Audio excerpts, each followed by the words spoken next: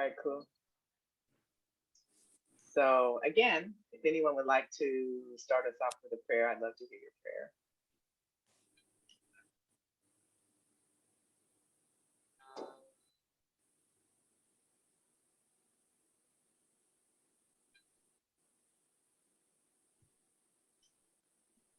Oh, I don't have to hear it. You can just sit in it yourself. And we're just offering this this time, and I put that in quotes. We're offering this moment up to Spirit.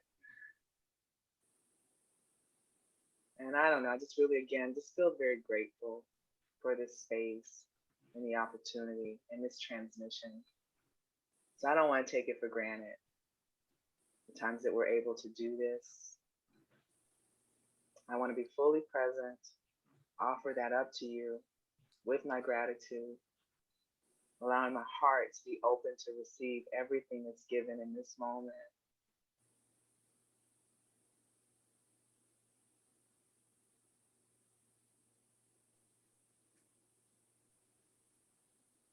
I'm just feeling just unashamed, allowing myself to be moved.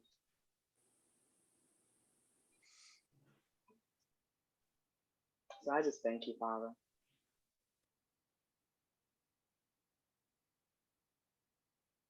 Yeah, thank you.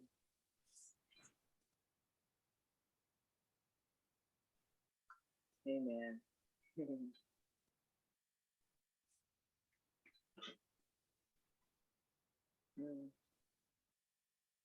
All right, I'll start. I'll do like we did yesterday. I'll start. I'll do a couple, and I'm gonna just go to my right, and then feel it from there. All right. Huh.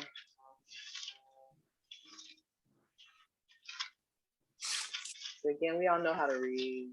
That's not what this is about. We're gonna receive this.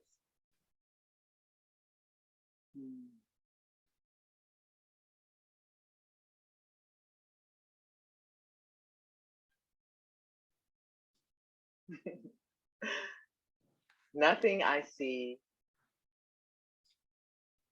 means anything. The reason this is so is that I see nothing, and nothing has no meaning. It is necessary that I recognize this, that I may learn to see. What I think I see now is taking the place of vision. I must let it go by realizing it has no meaning so that vision may take its place. Nothing, nothing I see means anything.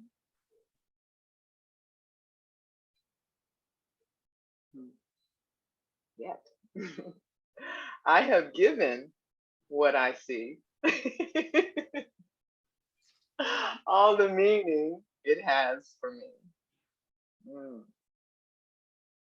I have judged everything I look upon. I have judged everything I look upon. And it is this, and only this, I see. This is not vision. It is merely an illusion of reality because my judgments have been made quite apart from reality. I am willing to recognize the lack of validity in my judgments because I want to see. My judgments have hurt me, and I do not want to see according to them. I have given what I see all the meaning it has for me.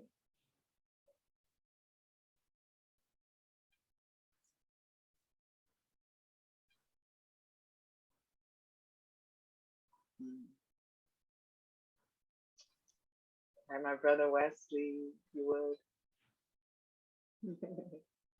would. I do not understand anything I see. How could I understand what I see when I have judged it amiss? What I see is the projection of my own errors of thought. I do not understand what I see because it is not understandable. There is no sense in trying to understand it.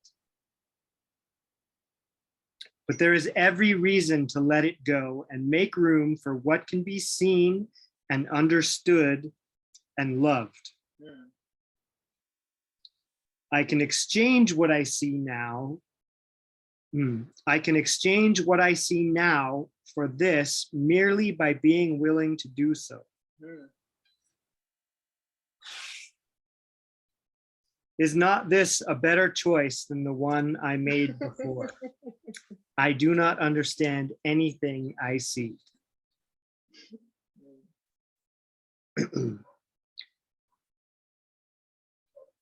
These thoughts do not mean anything.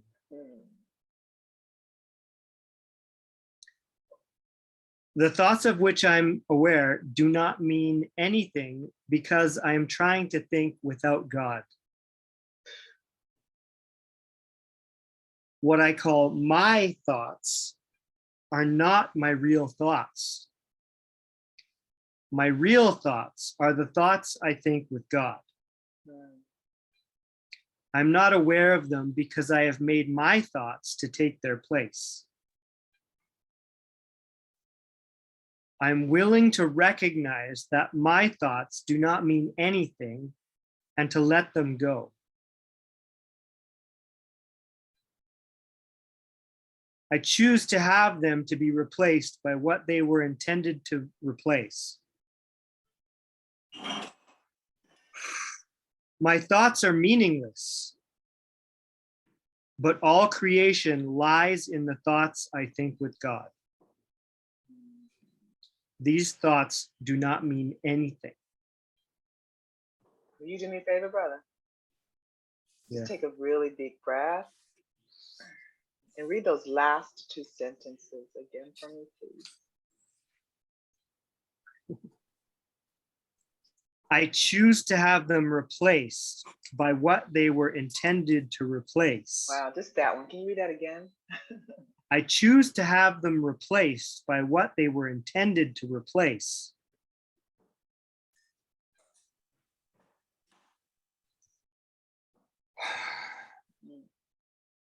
My thoughts are meaningless, but all creation lies in the thoughts I think with God. These thoughts do not mean anything. Thank you, brother.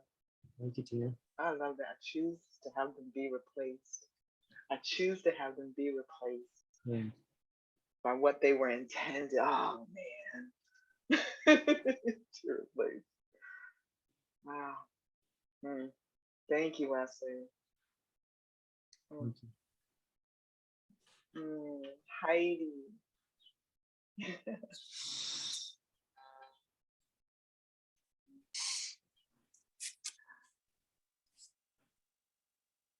I am never upset for the reason I think. I am never upset for the reason I think because I am constantly trying to justify my thoughts. I am constantly trying to make them true. I make all things my enemies so that my anger is justified and my attacks are warranted. I have not realized how much I have misused everything I see by assigning this role to it. I have done this to defend a thought system that has hurt me. I've done this to defend a thought system that has hurt me. And that I no longer want. I am willing to let it go. I am never upset for the reason I think.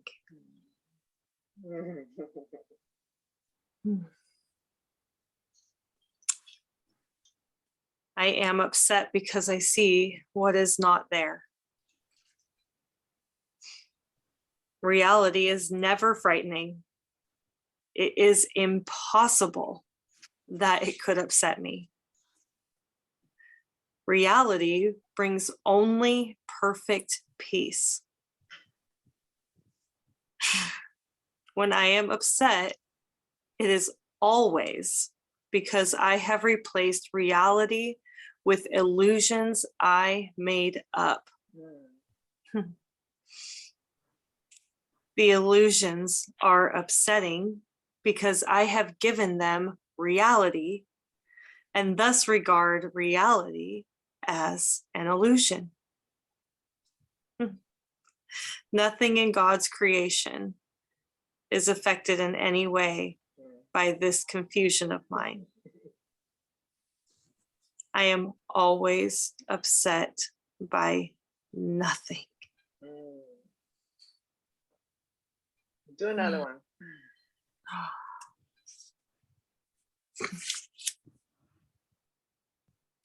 I see only the past. As I look about, I condemn the world I look upon. And I call this seeing. I hold the past against everyone and everything, making them my enemies. When I have forgiven myself and remembered who I am, I will bless everyone and everything I see. There will be no past and therefore no enemies. And I will look with love on all that I failed to see before. I see only the past. Sweet. Thank you, sis.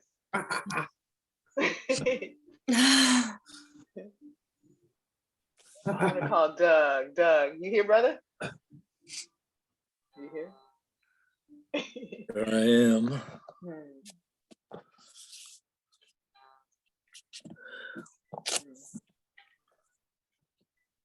My mind is preoccupied with past thoughts. I see only my thoughts, and my mind is preoccupied with the past.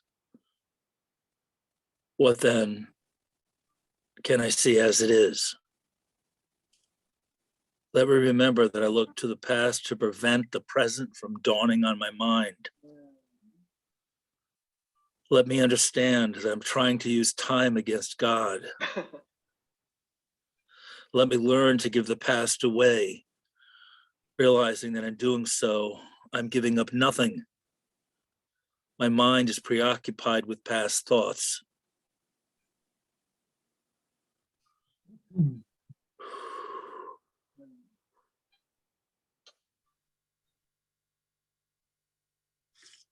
I see nothing as it is now.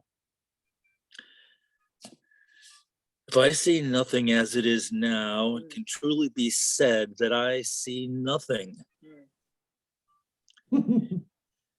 If I see nothing as it is now, it can truly be said that I see nothing. I can only see what is now. The choice is not whether to see the past or the present. The choice is merely whether to see or not. What I've chosen to see has cost me vision. Now I would choose again that I may see.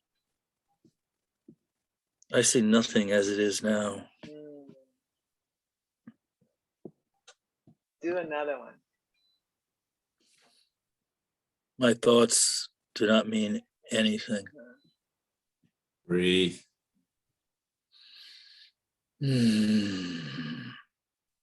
I have no private Feel. thoughts. Feel, reach into it. You're not reading a lesson in a Zoom room. You're accepting salvation. Feel that. Feel it in the words, in the vibration. It's different.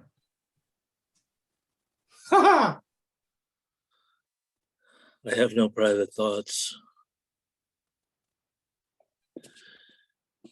Yet it is Yes. only private thoughts of which I am aware. What can these thoughts mean? They do not exist, so they mean nothing. Yet my mind is part of creation and part of its creator. Would I not rather join the of the universe than to obscure all that is mine with my pitiful and meaningless private thoughts? My thoughts don't mean anything. Do the next one.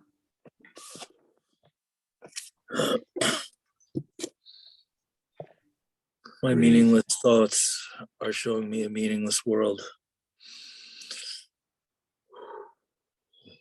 Since the thoughts of which I am aware do not mean anything, the world that pictures them can have no meaning. What is producing this world is insane, and so is what it produces. Reality is not insane, and I have real thoughts as well as insane ones. I can therefore see a real world if I look to my real thoughts as my guide for seeing.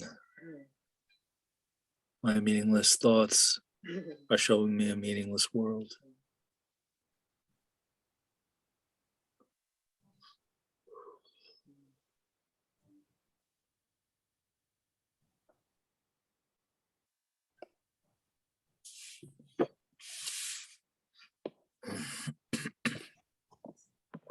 Tina.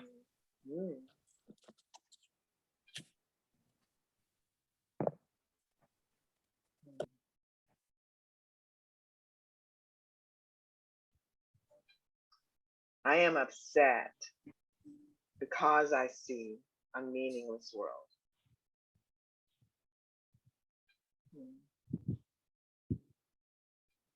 Insane thoughts are upsetting. They produce a world in which there is no order anywhere.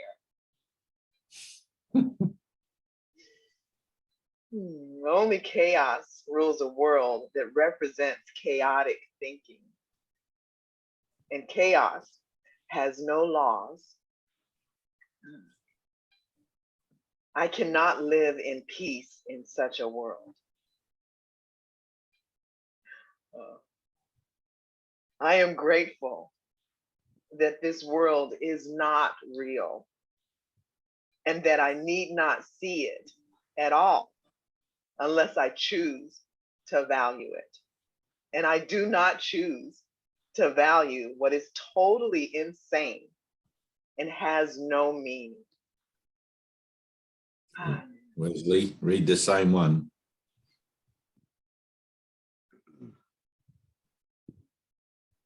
I am upset because I see a meaningless world. Insane thoughts are upsetting. They produce a world in which there is no order anywhere.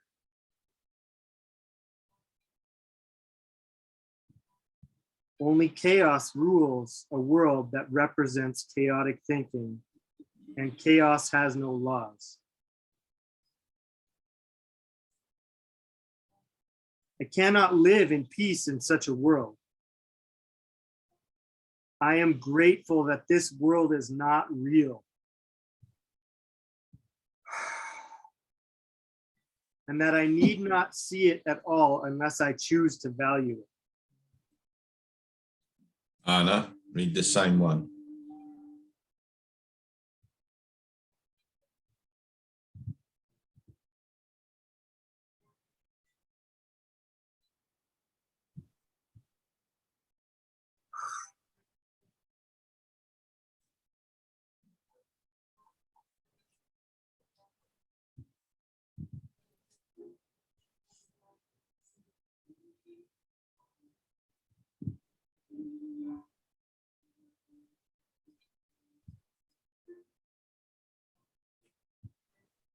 I'm upset because I see a meaningless world.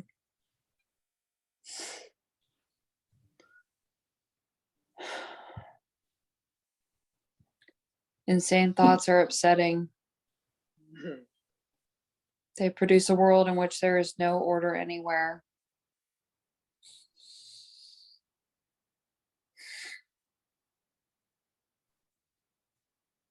Only chaos rules a world that represents chaotic thinking, and chaos has no laws. I cannot live in peace in such a world.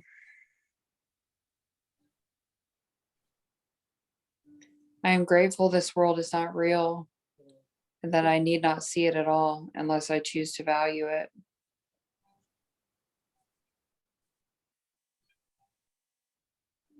And I do not choose to value what is totally insane and has no meaning.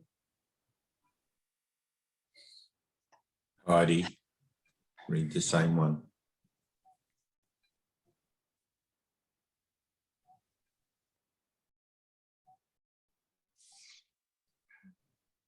I am upset because I see a meaningless world. Insane thoughts are upsetting. They produce a world in which there is no order anywhere. Only chaos rules a world that represents chaotic thinking, and chaos has no laws. I cannot live in peace in such a world. I am grateful that this world is not real, and that I need not see it at all unless I choose to value it. And I Good. do not choose to value what is totally insane and has no meaning.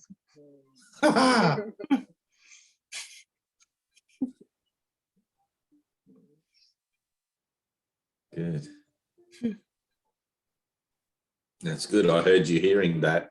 I never heard that before. Right. Hmm. It's funny, you can hear when you hear somebody, when the penny drops in someone's mind, like I notice it more in this sort of group setting when you're doing a meditation or something like that. Even in a silent meditation, like if you were to go to like a Buddhist temple, something like that where you have to sit in silence, there's a moment where in the mind there's this little switch gets flipped. It's like where all of a sudden you're focusing on these concepts and these ideas that don't hail from time and space. They serve no purpose in time and space other than to help you bring about the threshold where you can enter into an experience of going beyond time and space in its entirety. Right? A total, true transcendental moment, out of the body, out of the world, no universe. Right? So when you're sitting with, like I went to Nantien Temple some time ago in, where is it, near Wollongong.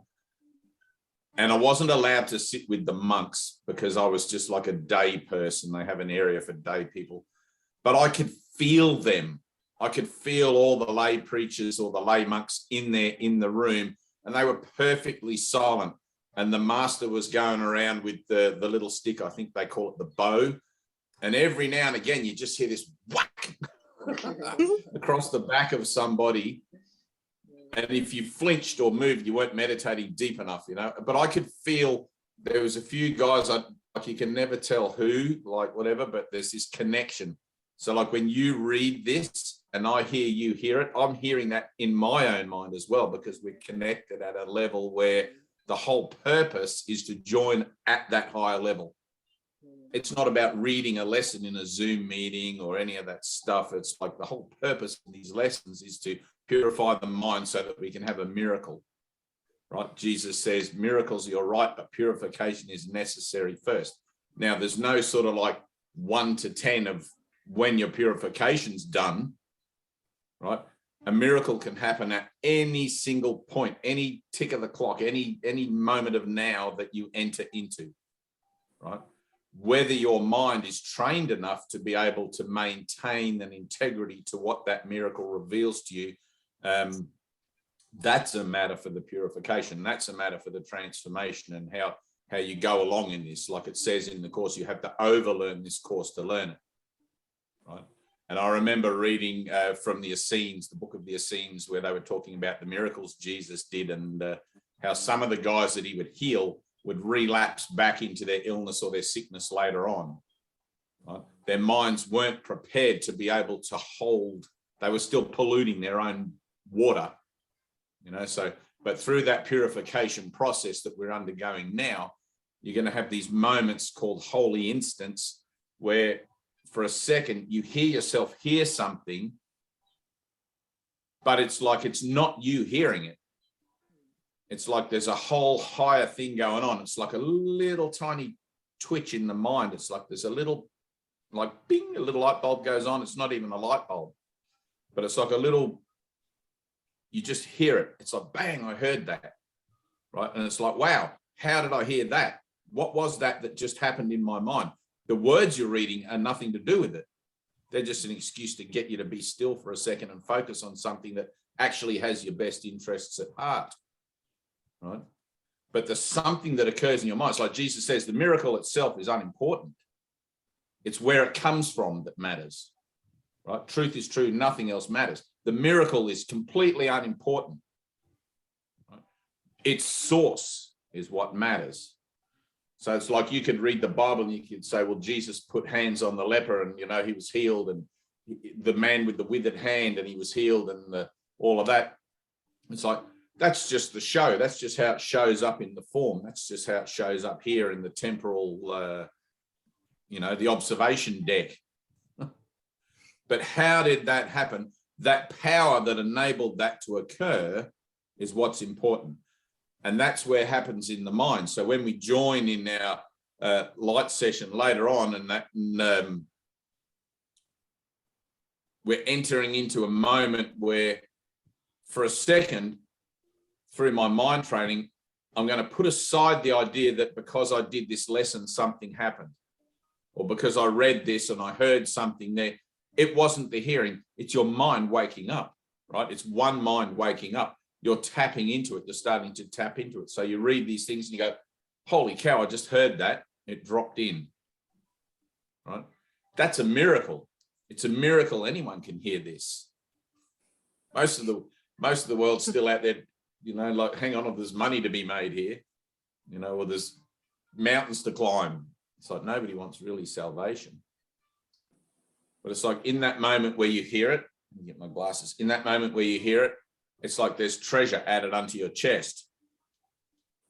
It's like, I heard something there. It's the first time, like you said, that's the first time I feel I've ever read that. Even though you've read it plenty of times before as an idea of memory, I feel like that's the first time I read it, right? Because it is. That place where it is the first time you read it is the threshold of jumping off into the holy instant, right? The fact that you stopped for a second to analyze it and look at it and say, that's the first time I ever read it, stopped you from going into the threshold, over the threshold. But it doesn't matter. It's like think of your mind as having like a back door. for a second you heard something, right, which is the same as you going, hey, there's a back door back here. The fact that you said, hey, there's a back door back here, stopped you from going through the back door. Right? There's always the observation, always the association with something that's going on in the mind, the ego mind, that part of the mind that's trying to verify the cause and effect relationship you seem to be in, is always looking for an excuse to try and reel you back in. What was that, Heidi? And you'll be like, I don't know, I heard that. That was the first time I've ever heard it. And the next thing you know, you're into this internal dialogue again. And it brings you out of that moment where you heard it into the awareness of you actually having heard it, right? Which is okay, but we're going to go beyond that.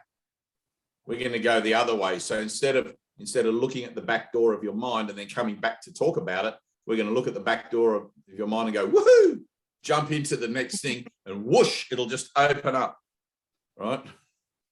It's like a little kid. They stand on the beach and the water's cold and they dip their toe in. They'll be like, oh, it's cold. Oh, it's cold. Oh, it's cold. And you'll do that again and again. And then in one moment, you'll just be like, I'm going in, right? But you've just realized that you've heard something for the first time. That's a good thing. It was 8 months before I heard lesson number 1, nothing I see means anything. And all of a sudden it was as if a curtain parted in my mind. And it's like the awareness of what that actually meant. I heard it. It doesn't mean anything, even though I'd read it again and again and again. So that's a good thing. It's like you're in a process that's divine. It's like Ted used to say, you can't fuck this up. You can't get it wrong. You know, the fix is in. That's what he used to say. The fix is in. And it's true. The fix is in. All you got to do is keep turning up. Keep turning up. Keep doing your lesson. Hang around the barbershop. You're going to get a haircut. All of those sorts of old sayings that people say. Look at your hair, Tina. That's like getting massive. How does your hair grow so quick? You were like bald last week nearly. This little... What do black women call that when they do that? I'm like an avocado. What's that? Huh? I'm like the avocado plant. Yeah, kind of. There's a name for it. We get some shows, well, we get a lot of American shows actually, but we get some shows about black culture or African American culture, you know, whatever over there. And there's all these. Yeah. And women with their hair. It's like, I don't know what it is. There seems to be this massive thing about don't touch my fro, you know. Don't touch my fro, yeah. Right, exactly. It's a whole .com, yeah. Right, there's a whole history around something to do. I don't understand it, but anyway, I know that it's there because I see it on TV. So. Yeah, because it may or may not be real. You know, so it's like, don't touch it because it may or may not be, but right. But nothing's real. Nothing I see means anything. Years ago, like Danielle will probably remember this, but years ago when I went to Byron Bay and I came down from the hills, I had long hair and dreadlocks and all sorts of stuff going on, and Ted was away. He was in Wisconsin teaching at the time that I first started going there, and everybody, generally most of the elder women, the matriarchal sort of women would come up to me and go, you're going to have to cut that hair, you know. And like almost every day somebody would tell me, when Ted gets back, he's going to make you cut that hair. And I didn't understand what the deal was with hair. To me, it was just hair, and I thought it was pretty groovy to have long hair, you know, and all of this. But there was a whole identity wrapped up in hair, apparently, you know. And one day I was having a cup of tea with Philly, and I think it was Margot and Josie walked in probably. But they were my two co-conspirators in most things that happened to me. But somebody mentioned about my hair again. Ted was due back the next day, and I just said, fuck it, just cut it all off. You know, better for you guys who are whinging about it to cut it off than Ted have to go out of his way to tell me. And I'd never met him. So we cut it all off that day, and I was bald, you know, and it's like, I didn't have any incredible release about it or anything like that. It was just, you know, I don't think I was really attached to it, but who knows? There was a bit of a story, but you know. You remember you also cut other people's hair? Oh yeah, I still do that. Yeah. If Tina came here, I'd shave her head. No, when I was kid, my family would always straighten Ah. my hair. That's the story. Has to be straight. Has to be straight. No, never when gonna I was have a straight kid, hair. yeah, whenever I would go visit, they would Oh. always straighten my hair. That's why, boom, not gonna do it. There's the story. Uh-huh. I know, it's funny, all our stories, they all get used, you know, all our stories get used for salvation. When you start to see your story, it's like you can put another spin on it, kind of like gets tipped on its head, and then I see why that had to happen. I see what that story was about. I see what it was showing me, and it's all attachment to the self-image and things like that. But it's funny, you know, like. Anyway, I was thinking today, like I had somebody sent me this thing about narcissists. I don't know if I'm saying it right, narcissist, whatever, last night. And it seems to be like on social media, I don't know if you guys get it, but on social media, you get all these memes about things like that. It's like mind as a whole, if you like, is looking at these psychological terms and trying to pinpoint where they fit in on a kind of a higher level. Whereas I remember when I was a kid, all of our puns and jokes, we didn't have the internet, but all of our puns and our jokes and things were usually about people from a different race or some kind of ethnicity, and everybody would joke about everybody, and things were very tongue-in-cheek. You know, no one took anything seriously, and the idea that you would have to look at your mental processes regarding the expressions of yourself was something that you never dreamed of. You know, there was always like a crazy guy down the street, don't go near that guy's house, you have to cross over the road. And there was like probably a drunk up the road, you know, like, nah, don't talk to him, he's a drunk and whatever. But we didn't have all these profound sort of psychological references that seem to be showing up in the dream at the moment, like narcissist and gas lamper and all these other things that people are putting out there. And so last night somebody sent me a thing of, I mean, they're just young kids really in their teens and early 20s, making these little videos for what's that called? TikTok, for TikTok and things like that. And they're doing just crazy shit, like what kids do, right? Pulling faces and dancing around and singing to songs and stuff like that. And there's a guy doing a narrative over the top of the whole thing.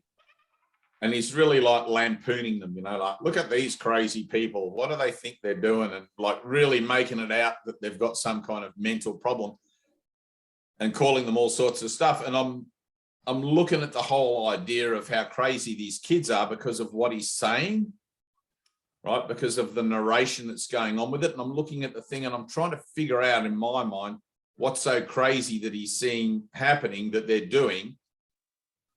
And there was a few things, like there was one girl posing in front of oncoming traffic. I mean, that's kind of silly, but in general, it was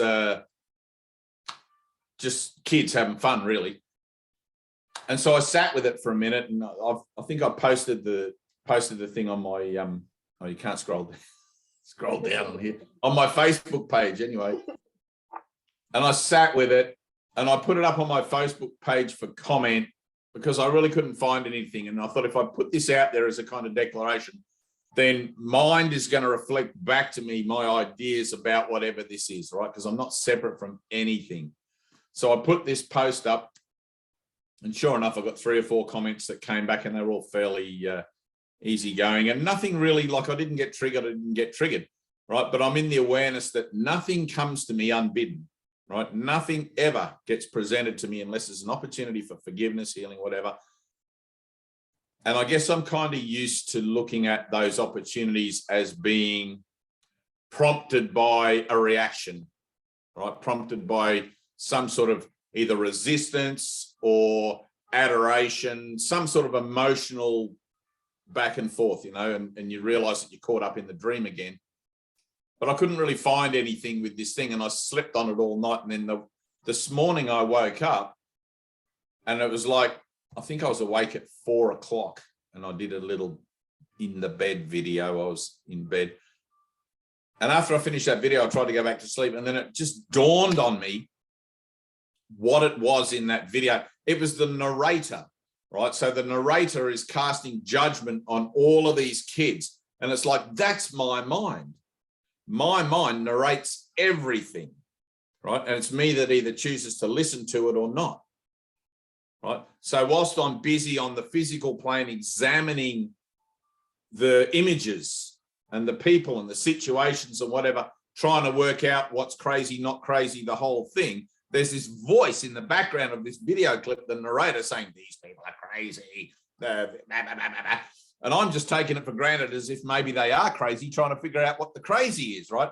And it's exactly the same thing going on as 24/7 daily living in the dream, right? It's so funny. And I couldn't pick it up at first. I had to just let it go, let it sit there for a minute and just let it come to me what it was to me, right? And when I saw it, I started laughing and laughing and laughing. And I thought, this is crazy. This is just my mind. This is a perfect snapshot example of the ego loving to speak first and interpret everything, keeping me convinced that the dream is actually reality, right? That the images and the people are my brothers and they're doing things and this should happen and that shouldn't happen. That's a perfect snapshot in that one little 2-minute video, whatever it was, of the whole expression of ego self, right?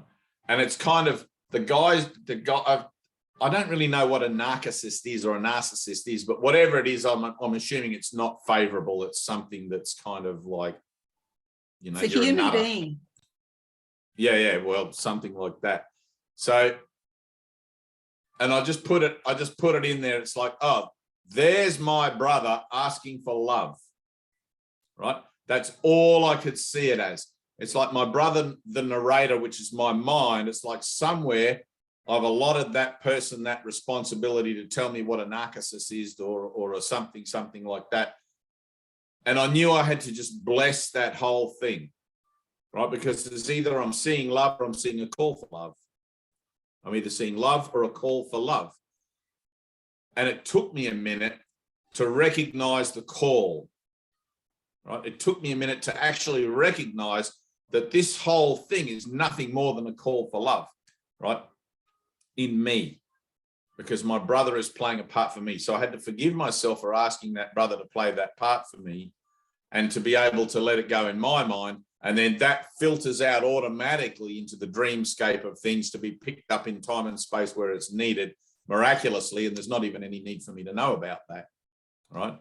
But it's like I'm seeing the images and the figures in my dream, not as separate from me as just images in a dream. There is no world, so it doesn't matter.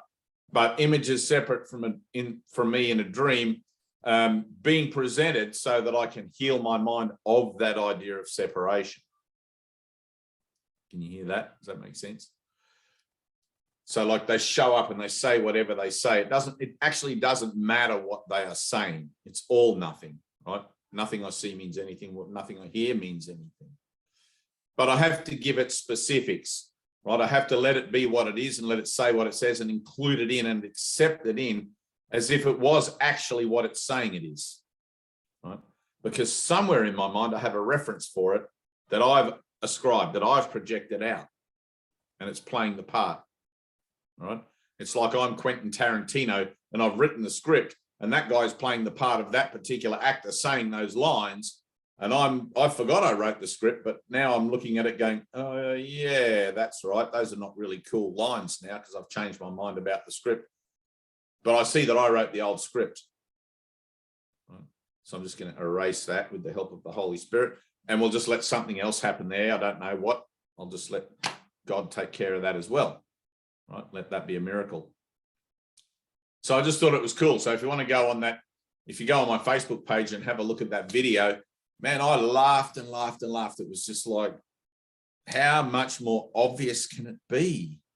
Like sometimes I really need a good slap in the face, you know, like, and I was watching Puppet G. Do you guys get Puppet G over there in America? Right. So I was watching Puppet G, Teeny Hill like this one, where he's talking about yoga teachers need a good punch in the face. I thought you could do that to your yoga teacher. Go up and give him a good punch in the face. Puppet G told me to do it. It's all right as long as it doesn't seem to be your own idea. You know, you can always blame someone else. I'm the yoga teacher. Oh, you're the yoga teacher. I didn't know that. Yes. Oh, we should do a class with you. No punching. Hey, Puppet G said so. Hey, a lot of people use that as an excuse. I mean, the Crusades, you know, the Pope said we should go to the Holy Lands and rape, pillage, and plunder, and, you know, kill everybody. It's like, how does that alleviate you from responsibility of actually doing that? You know, you can't turn up to heaven and suddenly tell Jesus someone else told you to do something.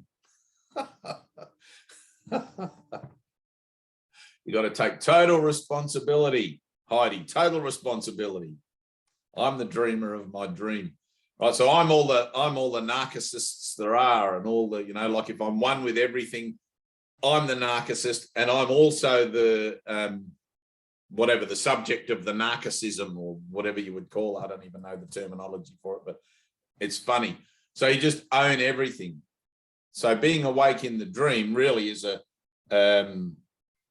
posture of mind where you're just completely in that singular, this is my dream, I'm owning it, and you're waiting for those moments that really kind of make you want to do this. And it's obvious because you'll get the result of it, like in this energy, you'll get the result of it straight away. You know, especially if you're doing these lessons, you'll be like, oh, meaningless world, that's right. Like, because now you've got another reference. Now we've got a way to talk about what it is that we're doing this about, and seeing that, hang on, this is helpful, that's not helpful. This is helpful, that's not helpful. Again and again and again and again and again, till finally it stays there. And it's like I stop doing that, and then I'll find my peace. You know, my peace, you know, you can look pretty funny walking around the shopping center with your finger on your nose, but, you know, metaphorically, do that. It's like, don't worry about everything else, just do that. So I thought that was a pretty cool little thing. I couldn't stop laughing for ages. And, the narrator. And you'll notice as you do these lessons, and as you get more into not so much reading them and studying them, but as you get into the application, because everything happens in the application. You can read this book till the cows come home and nothing will change, right? You have to apply it. You've got to put it into practice. You've got to get out there into the bloody hustle and bustle of the city streets and let the park bums knock you around, and then put it into practice. It doesn't do any good to sort of hide in your bedroom and just pretend the world doesn't exist, because that's a spiritual defense. So I sit in my little tattoo shop all day, every day, and the door's open to whatever comes. You know, it's crazy. It's like, it's not so crazy now, but when I first started, I would have like big blokes walking in and this is what I want, fuck this and fuck that. And like the whole energy of the thing. And it's like, I'm looking at it going, all right, these are my thoughts. These are my thoughts. They're just my thoughts. This is my mental thing. It was like being at a wild frontier. You know, it was like I'd moved to a Wild West town, you know, in colonial America or something or other, and there was people in the street shooting guns in the air for no reason. That's the energy of it. It was just like, I didn't know what was going to come through the door. And I would just have to sit there defenselessly and just keep saying yes, wow, and thank you, and help, and, you know, all of these things. And nowadays, it's very calm. It's like what walks through the door. There's the last few years, there's been no, we don't even get crazy people on drugs coming in anymore. We used to get crazy people on drugs coming in, and they do these things in the, you know, like in the shop, and like you'd have to sort of escort them out, go, hey man, you belong out in the street, you know, and there'd be people with kids sitting on the couch waiting for their dad to just get out. It's like mining towns, you know. I live in a mining town. It's wild here. It's the raw frontier. I don't think I could have moved to a more raw and less spiritual place on the planet if I'd actually picked it myself, you know, and somewhere I guess I did pick this myself, but it's kind of funny. And then when we first came here, right, this is transition of mind. When Rosie and I first moved here, I don't think there was anyone, you know, you pick up the back of the paper and there's like all what everybody does, clairvoyance and healers and massage and all of that, and the brothels and all of that. There was only the brothels. There was nothing spiritual. Now, when you pick it up, we've been sitting here holding this space for like 10 years or whatever, and it's nearly time to move on from here, I think. But we've been sitting up. Now there's crystal therapy and there's light something, and there's all these other things, you know. So like the light's got in, it's sort of like starting to, and I look at everything always as a reflection of my mind, right? I take it with me wherever I go. I see it where I go. And if I'm consciously looking at the activity of my mind in any given situation, whether it's on a global level or in my own personal relationships, I'll see it transform, right? Because there is only mind waking up. You only got to be still for a second and let it happen wherever you are, and it will happen automatically because God works through you. Okay? It's not me and Rosie doing anything particularly here. In the appearance, it seems like we're opening a healing center and an avatar, and people come and they do all sorts of workshops and different stuff. But it's always that we're providing a space for God to flow. That's it. And that space occurs because we join together in a single decision, right? Salvation is joining.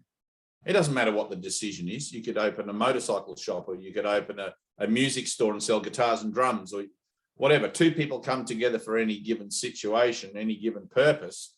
That purpose becomes divine because it's an idea of joining rather than separating, right?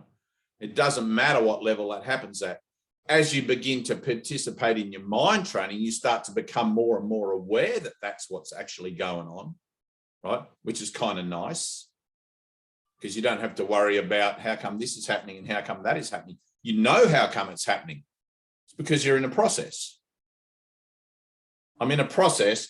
I see that something happened that I reacted to, and now down the track, whatever, I've processed it through using these principles and applying this idea of forgiveness, and now it's changed, right?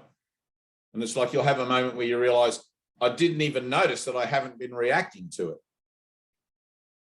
You know, you'll have these moments, Heidi, where all of a sudden you'll be like, I just heard that, right? It'll be the same in all your relationships. You'll be looking at relationships and be like, wow, that person's bad habit hasn't pissed me off for ages. I did the process. I forgave myself for the judgment about it. And then boom. It's in the little things and the big things. It's in the little things and the big things. And they all add up. They all bear witness to the power of God in you, which is through the miracle, through that willingness to have the miracle be what it is that you're going to be dependent on, rather than you trying to work it out, figure it out, and heal it on your own terms, because you just can't do that. Healing's not where you're at. I know Jesus says you're healed and you can heal, but you ain't no healer. You are healed and you can heal, but you're not the healer. God does the work. The light does the work. If it was up to you, you'd find the button for the nuclear silo and you'd push it. I'm not kidding. If you think you're a well-adjusted, nice, polite, average, everyday sort of person, that's just the framework you hold yourself in to prevent you from realizing how horrible and ugly and vicious you actually are. It's like in the dream, in the association of denial. It's not your reality, but it's, you know, you get your back against the wall up tight enough and you'll push that red button. It's like, fuck it. If I'm going, you're going.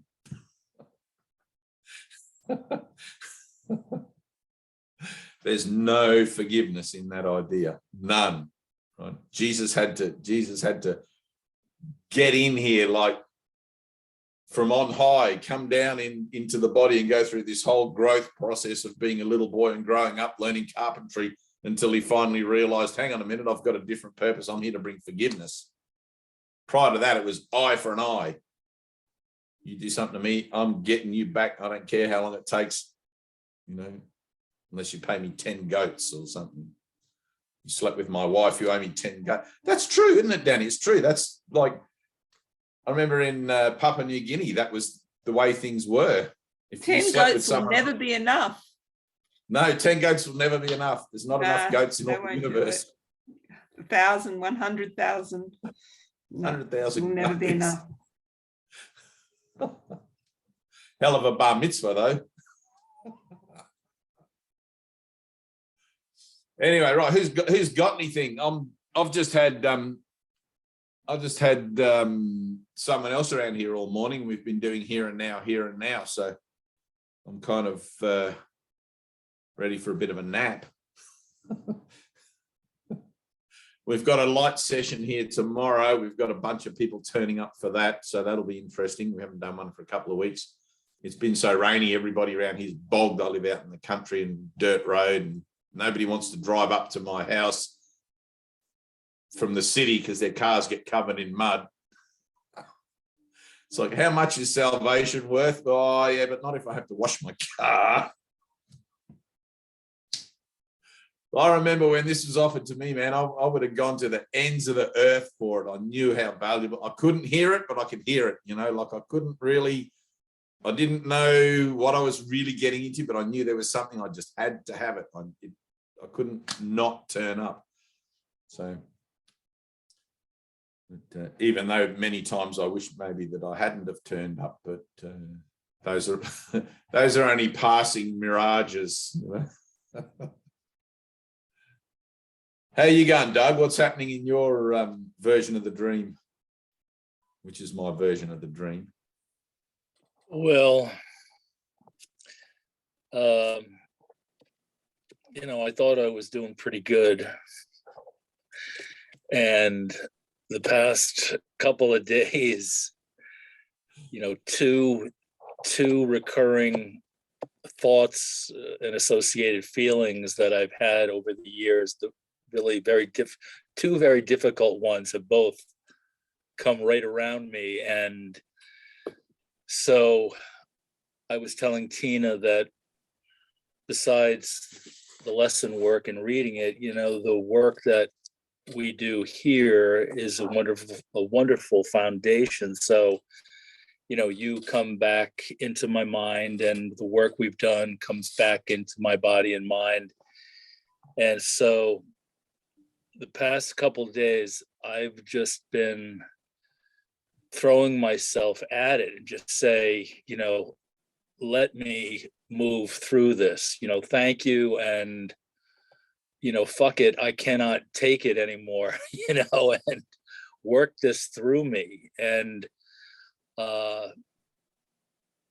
in kind of a challenging way, it's like, I'm fucking take me now, because this is too much. And then I think letting that emotion out, kind of trying to give myself, or being in that moment of light and being in the moment to let it be, I think has provided some relief. That's where I'm at. That's cool.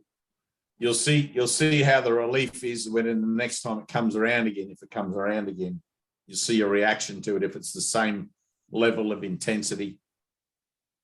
Right. I've had things like that have been really intense. Like I used to focus fully on my suicidal thoughts, and they used to trouble me greatly.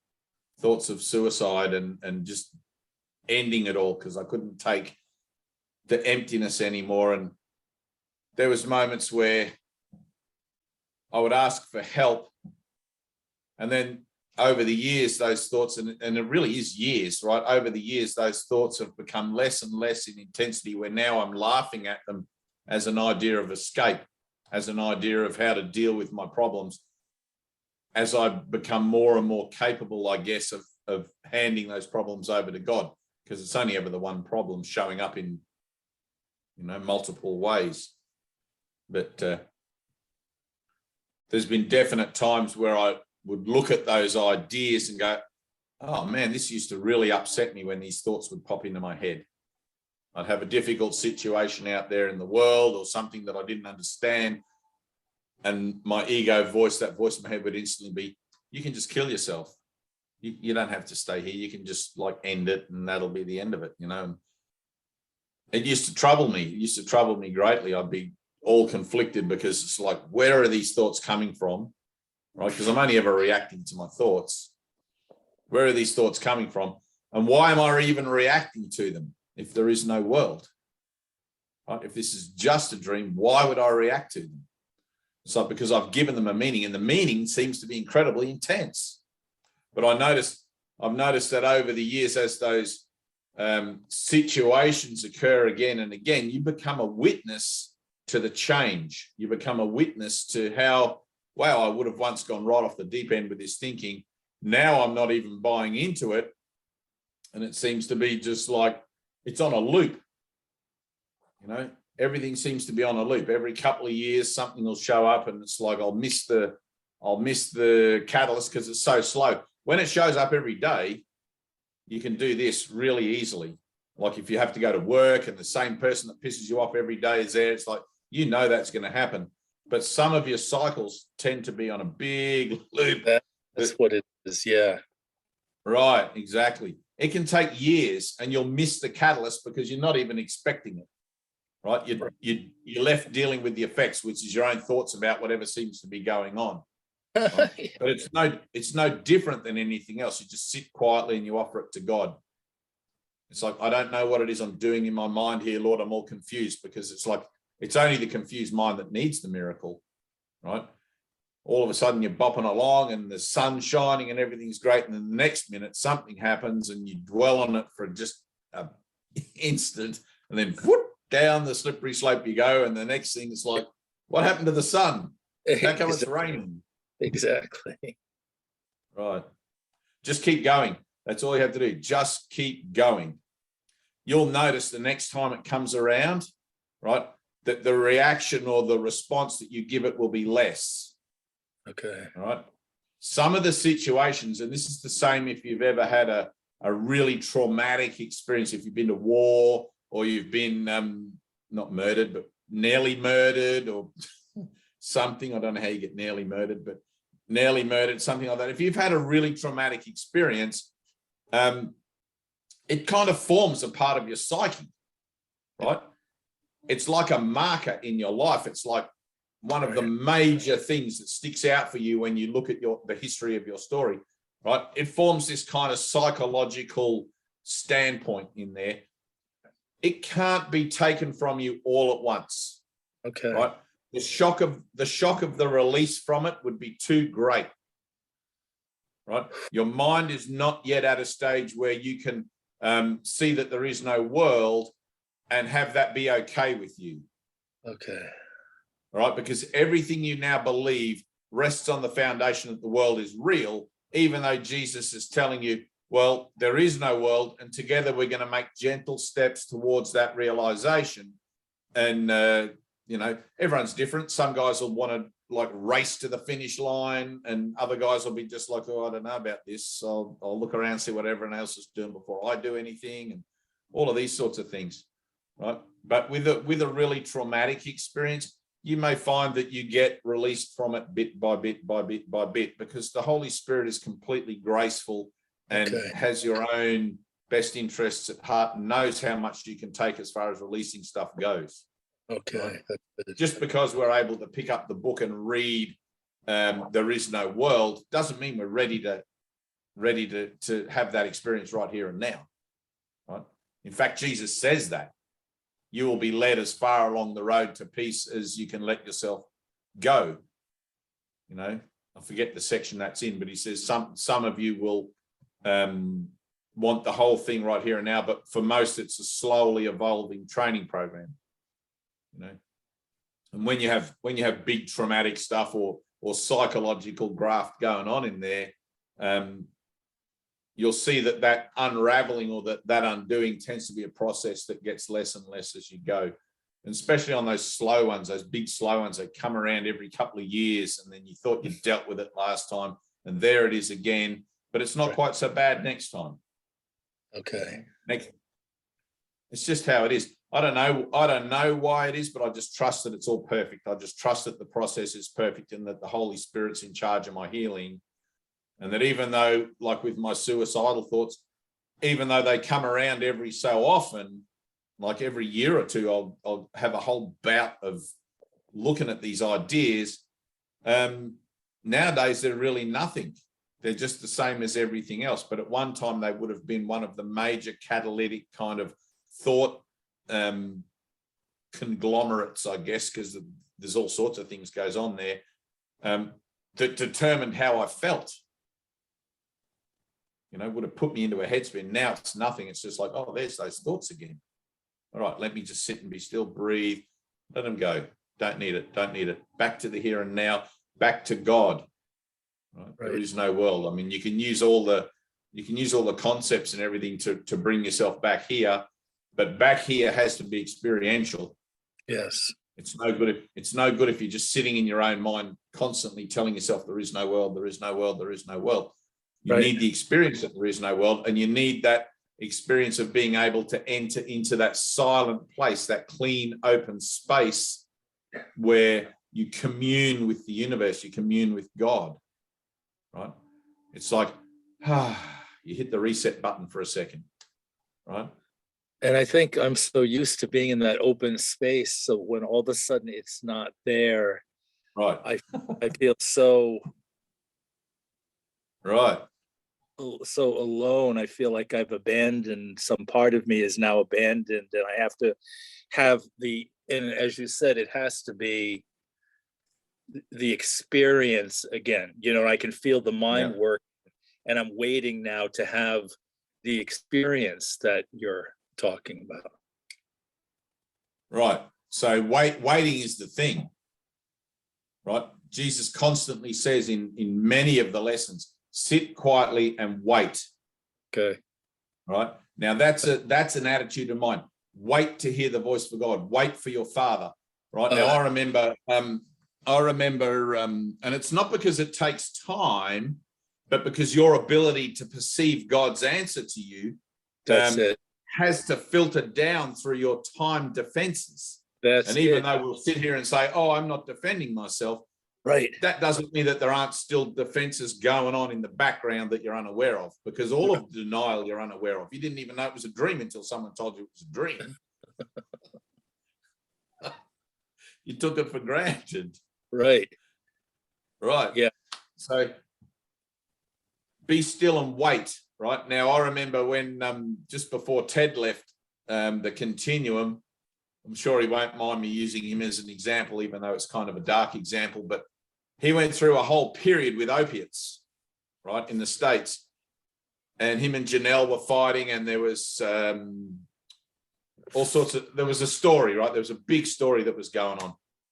And he was writing to me nearly every day, please don't tell Janelle this. And then Janelle would write and go, what's going on with Ted? And I felt like I was the piggy in the middle, right? And I'd become like the messenger boy for these guys. And I love them both the same. I love them completely dearly. But I knew I didn't want to play messenger boy. You know, it's like it seemed too ridiculous to me. Here's these two enlightened sort of minds. Why can't they just come together and do this, work this out themselves, and, you know, let it be miraculous? So I sat with it and I asked, like, what's really going on here? You know, why do I keep getting this thing? And I realized that the drugs were a problem, right? There'd been this period of where Ted had fallen back into opiate use and stuff like that. And it was really in his head, like really fucking with him. And so I sat and I asked in prayer, like honest prayer, how can I be helpful? You know, to my brother, how can I be helpful? Because to me, it was breaking my heart. It was truly breaking my heart, this whole situation, to see someone who was so bright just go down the rabbit hole again. Sometimes you have to, but I sat and sat and sat, and I was listening, right? So this is where it comes to you, to listen, to wait. And this went on for a period of about 3 or 4 nights. On the second night, I think, I heard someone speak to me and said, you'll have to listen for 8 minutes. Right? That was all it said. 8 minutes. And I was just listening for a few minutes, listening quietly, because sometimes when I sit and listen, I get that. I get like this little kind of energetic pulse in my head, and it breaks my concentration from listening. It's just like pointless. The next night I sat and listened for 8 minutes, right? I didn't set a watch or a clock or anything. I just sat and forced myself to listen, to focus. I don't think I'd ever focused so hard in all my life on anything. And I heard the words like butyl oxycombitran or something. I knew it was a medical thing, right? And I immediately went to Google and Googled it up. And it was a bridging drug to get people off opiates, right? And I wrote to Annie, because I wasn't talking to Ted anymore. I'd broken off conversation. I wrote to Annie and I said, Annie, I've just heard this. This is for Ted. Can you pass this on to him, please? And I don't know whether she did or she didn't. But anyway, it got me out of that situation. Neither of them started speaking to me again. And like I just gave the whole thing to God, and I passed on the message I was given to pass on. And that relieved me from the, like, automatically. Wow. I didn't even have to tell either of them that I wasn't interested in being the guy in the middle. Yeah. It just happened automatically. Yes. That's it. Ted made a recovery from his side trip back into addiction for a second. Janelle got on with her own thing, and everything seemed to sort itself out. Right. It's just, but at 1 minute, for a second, it was thick and it was heavy, and it was just like, what do I do? I can't get out of this situation. I love both of these guys. I want to help them both. And the whole, never to be spoken of again, thankfully. Yeah, it's like, but everything's useful. All the stories are useful. When you go through this story for you, it'll be your story of healing. Right. It'll be useful as a reference. So when things show up for you and say, oh, I'm having this moment with something, you'll be able to say, it's the same as taking your brother's hand. It's like when you reach out and you go, I know where you're at. I've been there. I know what this is about. I like what you said. The message has to come from somewhere else. It has to come through in some other way, even though it doesn't make sense, perhaps. It's the only way to break out of this dream. Right. And you'll kind of know. You need that other reference, Doug. Yeah. I love that. Great. If I'm looking at my own thoughts, if I'm trusting my own thoughts, it's like, here's the thing with meditation, right? I don't really meditate anymore in a formal sort of sense. I do a lot of time of just being still and sitting quietly. That's all I like to do. I'm not looking for answers anymore. I'm not trying to reach anything. I still have flashes of light and all this weird shit goes on, but it's not my interest anymore. It's just, I really appreciate the quiet, But one of the things with meditation, I know, when you have a situation going on, ask specifically in your meditation. Be as specific as you can, because you attempting to find that specificity in your mind gives what you're asking for the integrity for you to be able to actually tune in and hear the response. Does that make sense? Yes, if it's just lip service, right? If you're just saying, oh, what am I going to do in this situation? It's like, it's always helpful to be specific. This situation with this person, that situation, that event, the whole thing. And it's like Jesus says in some of those lessons, try to identify the situation by the central theme or person that it contains. All right. Right? Try to get right in there, because it has a link. Okay. Just as you have a script in denial, which entails all those links, so there is a replacement script in salvation for the script that you wrote. Yes, I get it. But it's easy just to sort of keep it here at chest level where you can tread water, but to get really specific and get in deep with your specificity, that's something that always pays off. I've always heard in my meditation, I've always heard a response when I've been specific, like really specific. You get right into it. If you ask a question, and it's just kind of loosely formed in your mind, the answer comes back to you in a loosely kind of way. And you're like, I heard something. Sometimes it just feels like static. You hear this sort of like, blah, blah, blah, blah, and you go, what was that? I heard something. Right? Mhm. But the Holy Spirit will speak to you clearly in direct response to your willingness to hear. And that goes from the integrity of the heart with being specific and all of that sort of stuff. How do I ask the question? You know, it's like, let me be specific. Let me be right down into the bloody nitty gritty of my question here. And sometimes that takes a minute. Sometimes you can't even find the question to ask. You got to sit still and let it come to you. What do I need to ask for in my meditation here? What is it that I'm trying to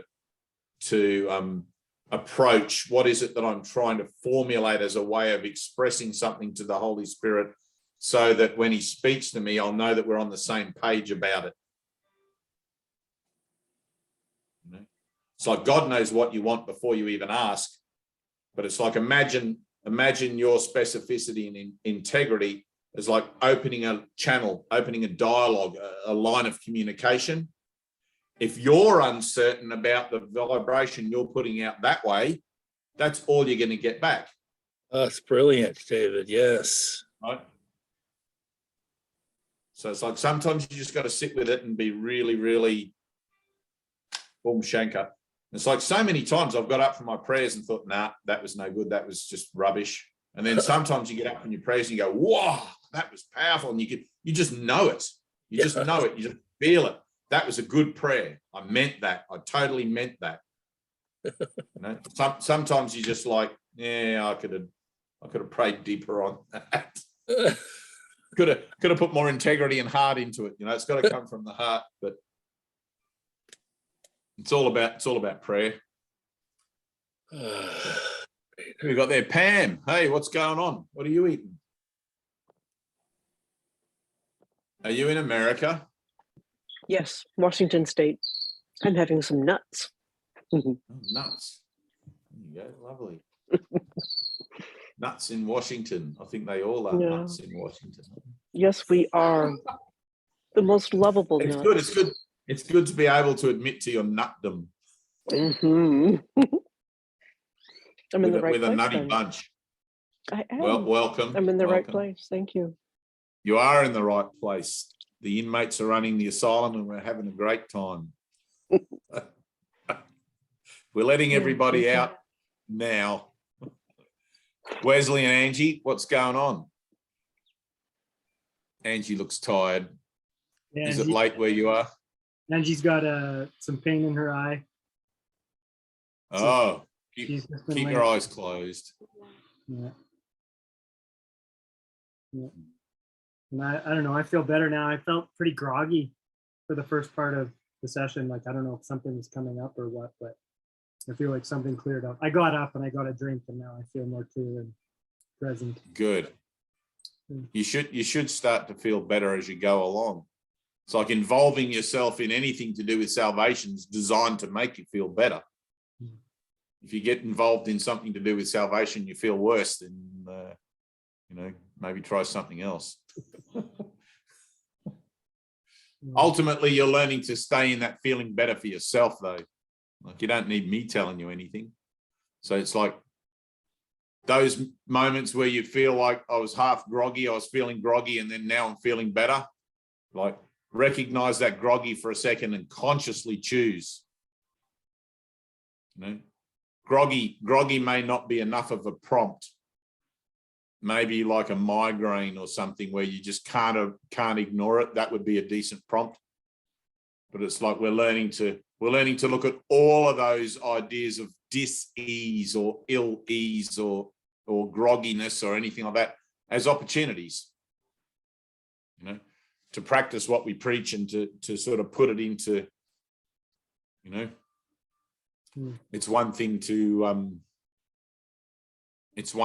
have a release from something because it suddenly you're in a atmosphere where everything's okay, but as long as it doesn't become dependent upon being in that particular atmosphere, you know what I mean? Mm-hmm.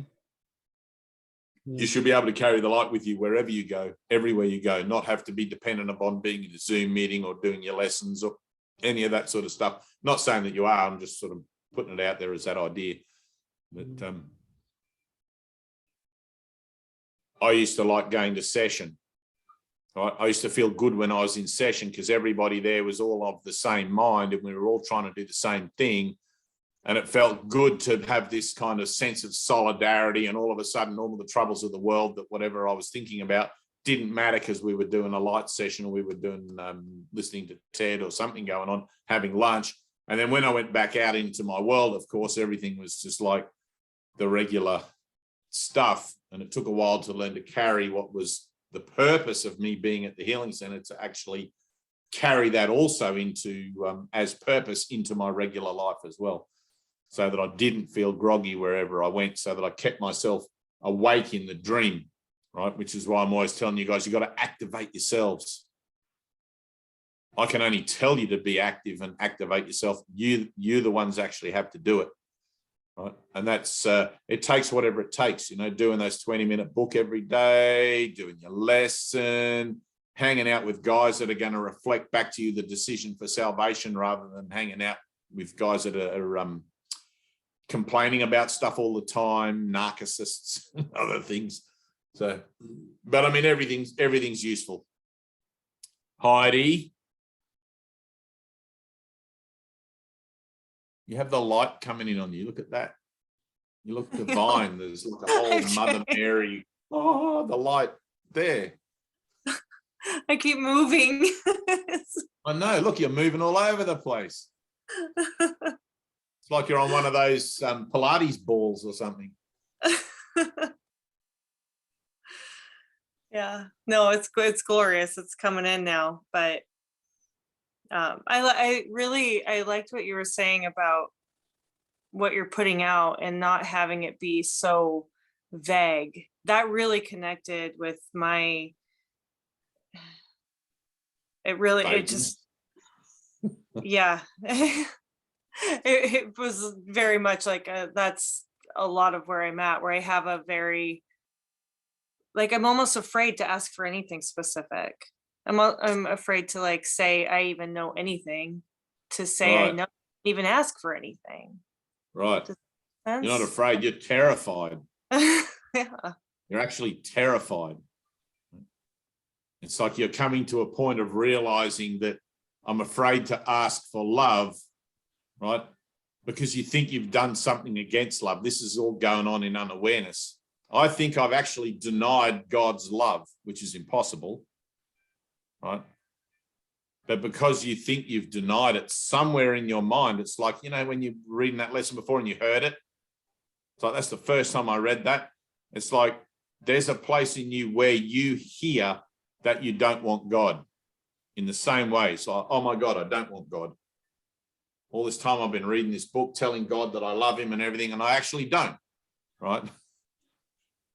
Those blocks, those penny drop moments, or ring past knots that Ted used to call them, ring past knots, they're in you. And as you approach one, you start to react to it, right? As you get closer to a block, or as you get closer to a moment of release, you start to react to it. And you'll say things exactly like what you said. I'm afraid to ask for stuff specifically because it doesn't matter what the because is for. It's the fact that if you could hear yourself, oh, I'm afraid to ask for stuff. It's like, holy cow, if God is love, why would I be afraid to ask for stuff specifically or non-specifically? Right? It's because somewhere I don't want healing. Somewhere in my mind, I don't want peace. I don't want God's love. And if I was to have a moment of direct union with God, or a moment of God's love that I couldn't deny, it would fall into contrast with everything else that I believe about myself that I'm trying to not look at. Does that make sense? Everything else that you've got hidden in unawareness that supports your posture for being afraid to ask for stuff, you would have to then look at that, right? So it's like there's nothing hidden that won't be exposed. And right now you're completely exposed. Right now, there's something to look at. Whether you can hear that from me or not, I don't know. Right? It may take a minute, right? It may take a moment for you to actually hear that. It's like, I'm almost afraid to ask specifically. Why?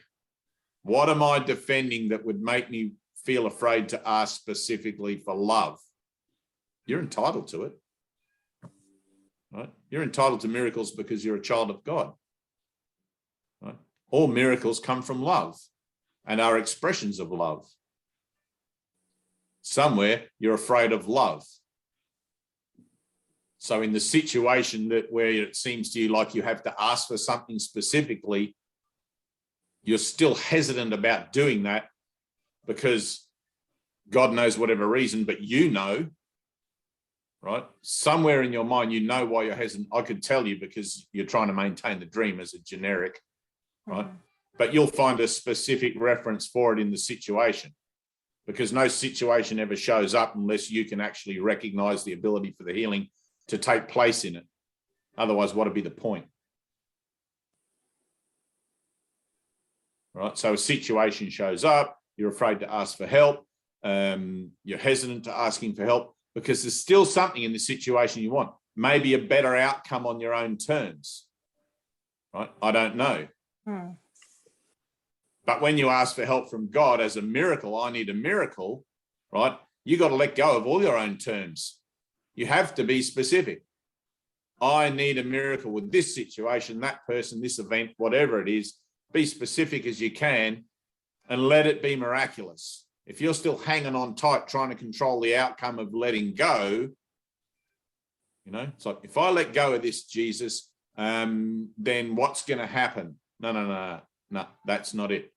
It's like, I let go of this, Jesus, and whatever happens is fine by me. All I want is peace for me, for my brothers, all of that, right? Peace is my only concern. Restore my mind, the minds of those that I've sort of embroiled in the scenario that this is being presented as, all of that whole thing, right? But it's good that you can see that you're scared to ask for it specifically. That's actually a good thing, even though you're probably going to now go off and have a moment about that where it's like, that's terrible, right? If you can sort of level up for a second, like mature up for a second into the idea of, well, hang on a minute, I'm making a choice here. I'm either choosing for God. I can't choose partially for God. I can't ask God to fix my problem a little bit, just the bits I don't like, right? But I'm either choosing for God or I'm not actually choosing at all. I'm trying to maintain the status quo. I'm kidding myself about asking for help, right? It's either all or nothing, Heidi. If you can see that you're afraid almost to be so specific, it can only be because of what you think the outcome is going to be, because you already know that God doesn't fail. Somewhere in your mind, you know the power of God perfectly. That's what you're terrified of, right? If you were to realize the power of God in your mind perfectly right now, you would understand your relationship with God as one who is of a lesser order standing before one of a greater order. And you don't want that because you want to be God. I don't want to be God's creation. I want to be God creating. You tried to usurp the throne of God, right? You're trying to be God of your own little sandhill, and your own little sandhill keeps crumbling under your feet. And it's like, you just want a better, more stable sandhill. You don't want to let God take it away entirely and put you on solid ground. You hear that? I want a better life in the dream, but I don't want the dream to end. That's right. Right. That's it. Yeah. Right. So now you're sitting in that place. Now you're in an honest place. Okay. Stay there. Stay in that place. Don't adjust to it. Don't try to pretend you didn't see that place in your own mind. Okay? Sit with it and let it brew, let it fester, let it do whatever until you feel that integrity to ask specifically for help. Okay? And that's a good place to be, even though it's going to feel uncomfortable and ugly and horrible, and you're going to have to look at all that fearful emotionality and all of that crap. Right? It's actually a good place to be. It's a point of transition. It's a point of healing. It's like from there, the miracle is yours. From there, you're entitled to it. From there, anything is possible. Right? Just don't try to decide what that's going to look like.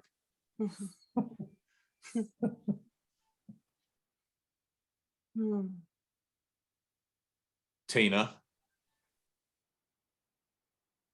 how's your week been? How's our avocado tree? I feel like it's our surrogate child. It's really good. I'm gonna send you a picture. It's like leaves, and it's really good. Really? Yes. And I swear, like from nowhere, there was nothing, and then all of a sudden, watering it now. A little avocado trees need love like everything does. I didn't know. You didn't know everything needs love? No wonder you need a course in miracles. I know, exactly. What you were just saying to those two, Doug and Heidi, yeah, that was really resonating, especially given, Saturday meeting. That was what was coming up, was like, it's so general, like you're so general. And why that was so frustrating to me. Right. And then when you were saying that, I was like, because I was sharing that since that meeting, so many things have been like triggering and just coming up. And I've been like on my knees, but I wasn't specific about what I wanted. I was like, just help me become sincere with my prayer. But when you said you need to be specific, I immediately went, ooh, I don't want the answer. I don't want that answer. And then I was so frustrated with you that you were being so general with me, was like my frustration with myself. You know what I mean? Like, I'm just like, just pretending like I really want this healing. And it just hit me. It struck me. Oh, and the fear that came up when it's like, okay, I heard that. I didn't miss that. So I'm going to be specific. I'm going to ask. And it was like, oh, fuck, no. Yeah, seriously? Oh, but it feels really good to get that hit. Oh, my God. Because it was, the last few days have been crazy. You told me to do something for my back. It got worse. You know what I mean? It was like, I felt like I was like wound up like this after that. And it was like. Right. Because it's just energy. Yeah. It's just energy, right? It's like, imagine like you're trying to push a basketball into a hole big enough for a ping pong ball, right? It's got to happen miraculously. But when it happens, you're going to become aware of it. You'll be like, oh, what's that? It feels weird, right? This plays out through the body as well. Yeah. Right? Which is why you have miraculous healing. So it's like when you have that thing going on in your back, and I said, you got to do something with that, right? It's going to bring about something where you can become aware of the healing that's occurring. Yeah. Because it was very subtle. It's going to get worse sometimes before it gets better. Because it was like a little something, but then all of a sudden it was like, I couldn't hardly, and it's like, I don't have stuff like that in my body. It was just crazy. Right. And then it was like a little trigger. Think of it like energy. Think of it like energy moving. You know? You get all sorts of weird stuff in this sometimes. It's just like you seem to go through these phases, and it's like, I remember one of my earlier teachers, Brent, told me that he went through a whole period for 3 or 4 days where he couldn't see except in rainbows, right? Brent was my guide when I first went to the center. And so for the first year, if I ever had any troubles or whatever, I'd go and sit with Brent and we'd just talk about stuff. And we were talking about stuff that was going on with me. And he told me about this thing that happened for him. And he said he just had to deal with it. He just had to push through it. And even though, like, he literally couldn't see anyone unless they moved, because everything was just like this rainbow, like a giant kaleidoscopic kind of psychedelic trip, right? I have never had anything like that, but I've had plenty of other weird stuff that I know always comes at the threshold of a healing, right? Or at the threshold of my recognition of the healing would probably be a better way to talk about it, right?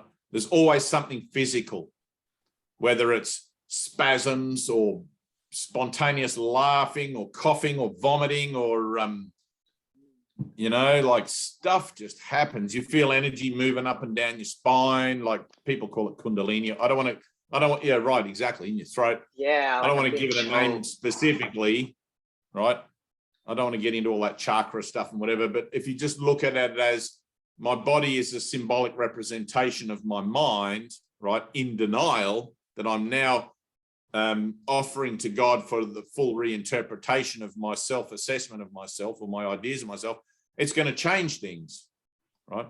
My body also has to become useful to the atonement, right? In the Bible, I forget the exact teaching, but Jesus says you cannot put new wine into old skins, right? You have to go through the transformation. Your body also gets transformed so that you can maintain an integrity on a cellular level with the new information you're being given so that you can use it, right? If you put new wine into old skins, the skins are going to tear. Mhm. So your body undergoes the thing according with your mind as well. So don't expect that not to have stuff go on. I've got stuff going on the last month or so that's just starting to really drive me crazy, and I'm just sort of looking at the idea of a threshold. It's like I don't want to adjust to it. I'm just going to sit with it, let it build, and it's building every day. It's getting worse, and I'm either gonna not worse as in a bad way, but it's becoming more intense, you know. But every day it's becoming more intense, and I'm got to the point. I think it was even just this morning where I'm like, this could quite possibly consume my whole vessel and render it useless.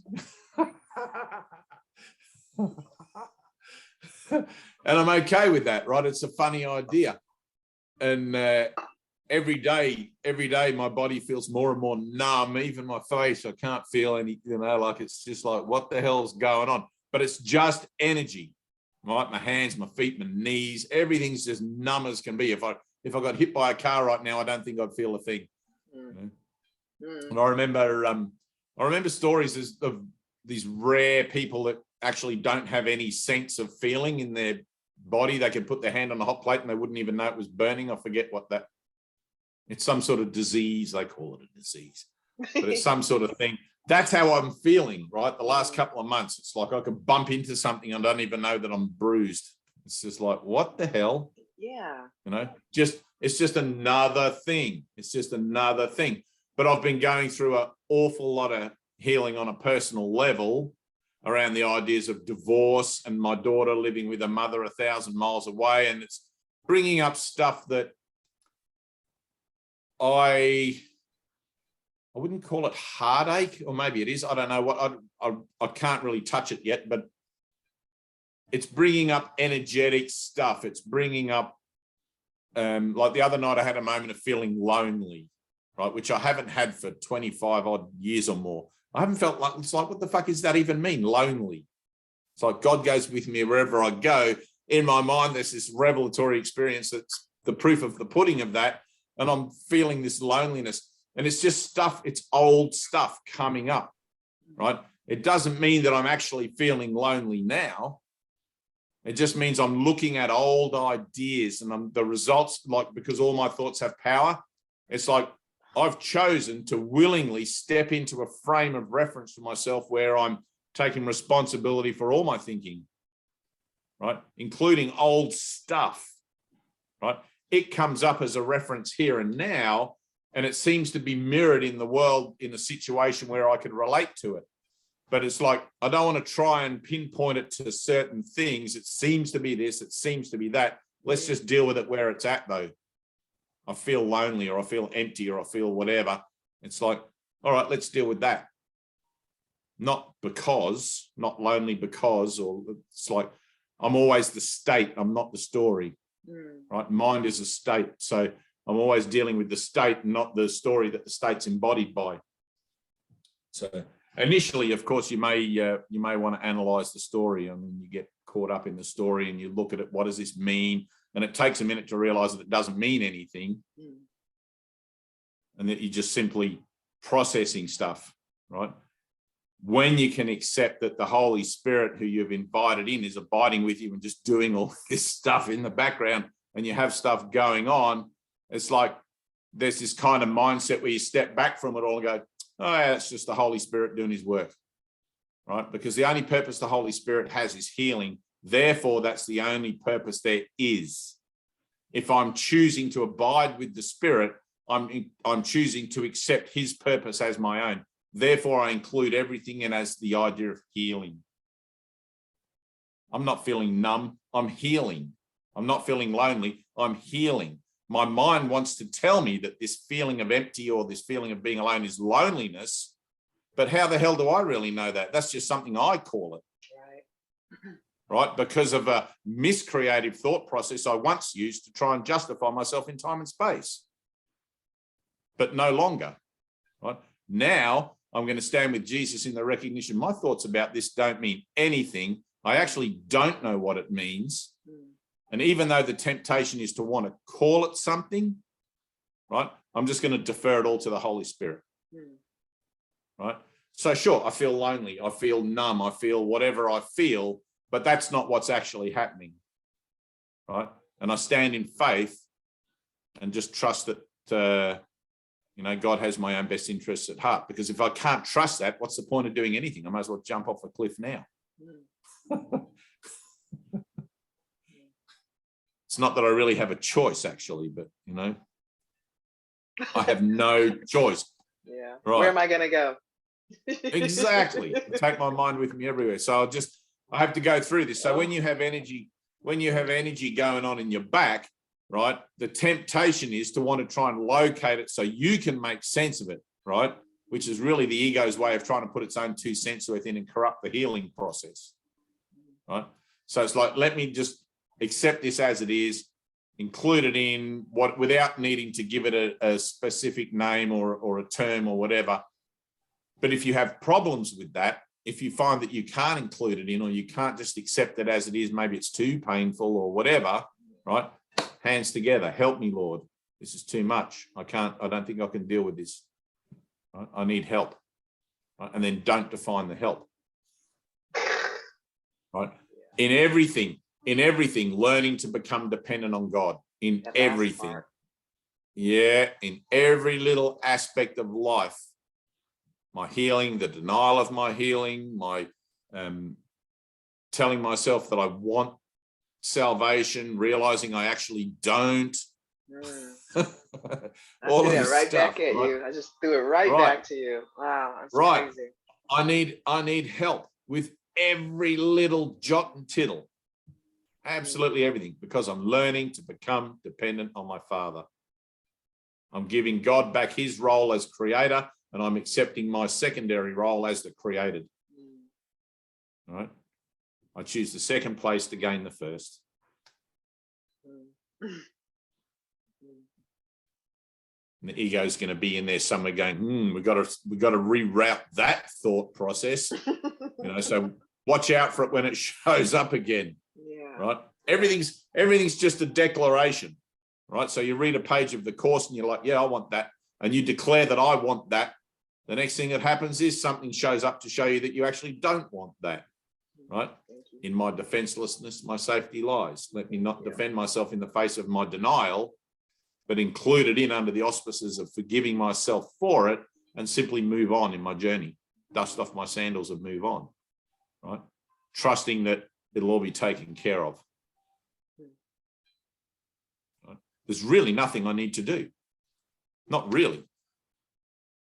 The little that is asked of me in the willingness to be vigilant for the kingdom of heaven, that's it. Really. It can take many forms. How's that going to look in this situation, that situation? But when you start to realize that all situations are the same, right, it becomes really simple. It's like, this situation seems to be more life-threatening than the other one, but it's exactly the same. Thank you, Father. Thank you, Father. There's no order of difficulty in miracles. None.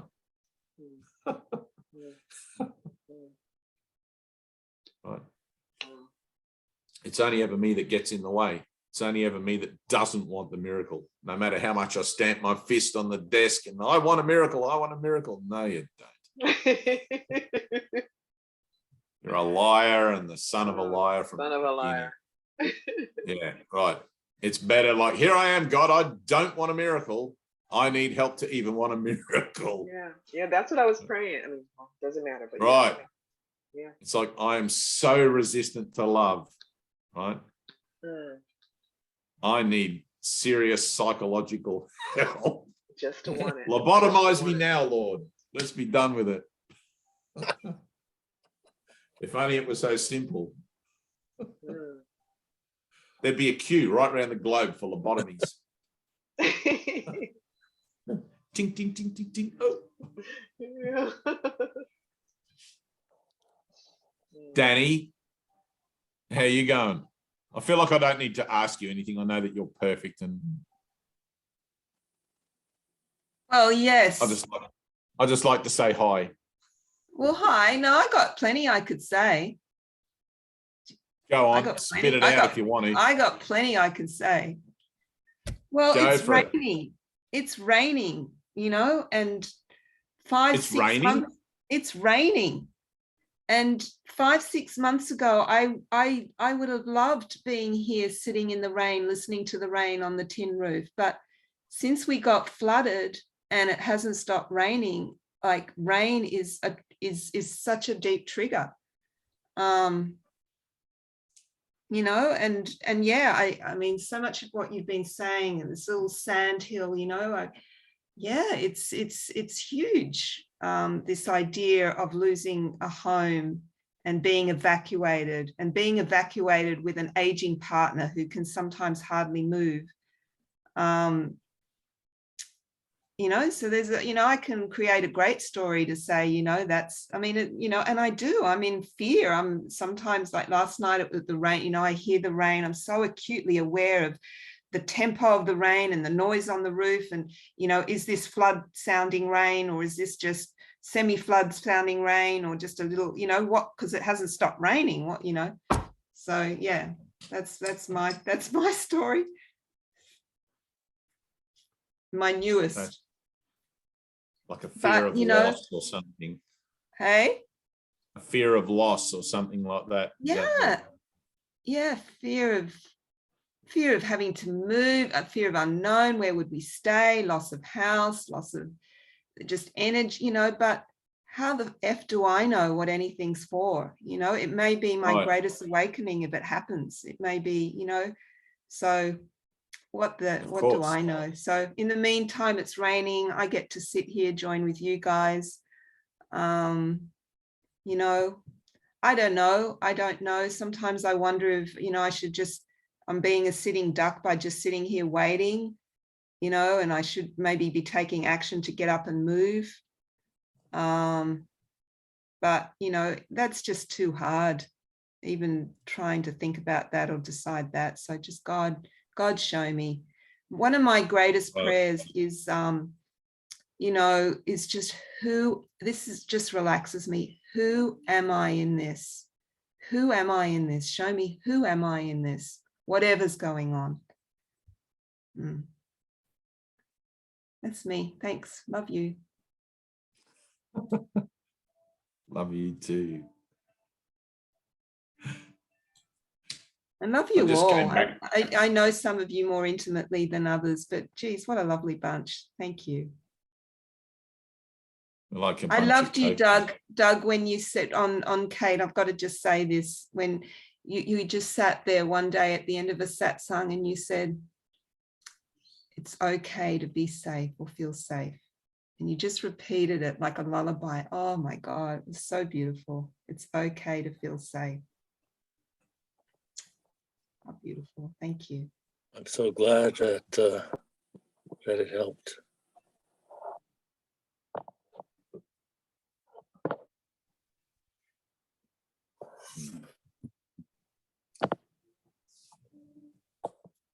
How's your eye, Angie?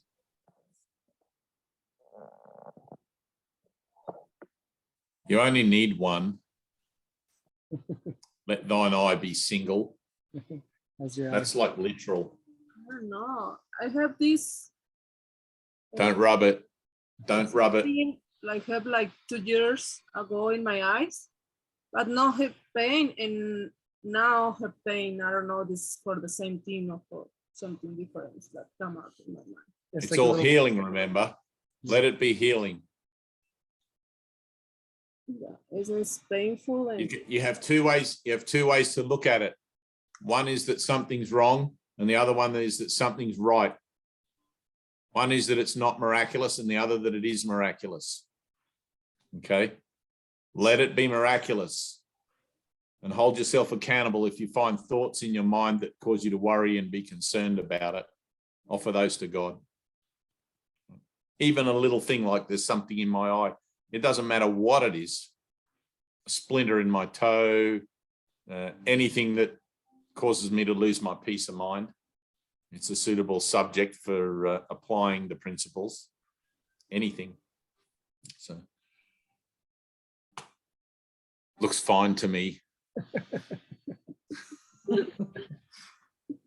Looks like the healing is happening. Things like 2 years, so no have problem, no pain, no feel nothing bad, but Good. now feel pain. I don't know what's going on. All right. Let's breathe. It feels pretty good. This whole bunch of us all feels pretty good today, actually. It's like it feels sort of like there's nobody out there about to commit hurry or anything like that. So close your eyes, sit comfortably. Heidi, sit up straight. We're gonna push Heidi today, okay? You've seen something already in there. I mean, not just because I say so, but because somewhere if you can recognize it in your mind, let's push with a little integrity. All right. And that always comes from a passion. That always comes from a passionate place in you. It's like, I need a miracle. All right. That integrity for the miracle, that integrity for passion of the heart rather than just doing it in your head. You got to feel it. You got to feel that you want a miracle. You got to feel that you're going to God with all of this stuff. Right? Even if that feeling feels like you're false, even if that feeling feels like you're being half-hearted or whatever you've got, just go into it, right? I can't tell you how to feel, but if you're not feeling it, you're not really in touch with it, because you can convince yourself in your head that you're okay when you're not, right? Anyone can do that. A 10-year-old kid can tell, no, I'm okay, right? But when you're in touch with how you feel about it, you can't lie to yourself about that. You feel a certain way, right? Let's feel. All right, take a deep breath. Close your eyes and just relax. Take a deep breath in, deep breath out. Deep breath in and a deep breath out. Just get grounded. Try not to get too astral. Try to get in touch with how you feel in your heart. Do I feel empty and bereft? Do I feel fulfilled and loving? Whatever it is, go into it. There's no right or wrong in this. Just go into it. Okay? If it feels like a giant cosmic chasm of nothingness, go into that as well. Right? If you feel gratitude and love and warmth, go into that. Feel it. Let it consume you to the max point possible. Let your full awareness focus on it. I feel okay. I feel just mediocre. I feel whatever. Go into that mediocrity. Right? It'll transform. It'll change. Go into that emptiness. It'll transform. It'll change. There is nowhere that you can go into that you are not going to be able to transform and change, simply because that's the nature of your mind in salvation. All right. If you're fearful to go into how you feel about things, then the healing will have to wait. But right here, right now, let's push. Let's make a decision. No, fuck it. I'm going to do this. I'm going into it. Heidi, I'm going into it. I'm going to feel. Doug, I'm going to feel. Anna, I'm going to feel. Oh, did I get to you, Anna? Did I ask you anything? I can't remember. I didn't. We'll do you later. I'll come back to you. Now you can sit there terrified till the end.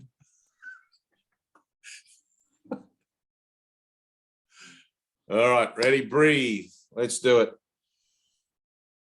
Here I am, Lord. All right.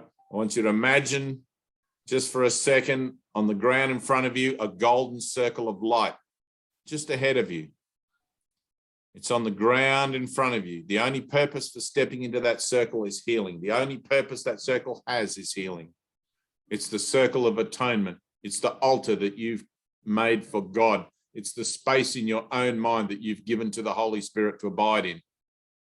And you're going to join him in that space. It's your dedication, your devotion. It's like, I'm going to find my baggage. I'm going to find my denial, seek for the blocks and find them. I'm going to find my fears. I'm not going to be afraid to look today. I'm going to look in my heart and my soul, and I'm going to see what it is I'm afraid of. It's always going to be love, because that's all there is. But it'll show up in a specific form or a specific situation. Yes. And you offer that. You offer that whole scenario. And it's like dominoes. That scenario will be reflected in other scenarios in your life, in the past and in the future, and the whole script that you wrote for yourself. Right? You're not offering just that situation. You're offering the entirety of yourself. Heal my mind of this false belief about myself. Feel it, this grievance, this judgment, whether it's of yourself or someone else. It doesn't matter what it is, you've given it meaning. I've given this thought I'm having about myself, about my spiritual progress, about my unfoldment, my purification. I've given this all the meaning it has for me, as opposed to trusting God with everything. If I give it a meaning, I think I'll be able to control that meaning for a second. No, you can't. Because you're going to need more meanings for the controls, and you're going to need more meaning. And before you know it, there's another whole world to let go of. Just got to let go. Just let go. You can't work out how to let go.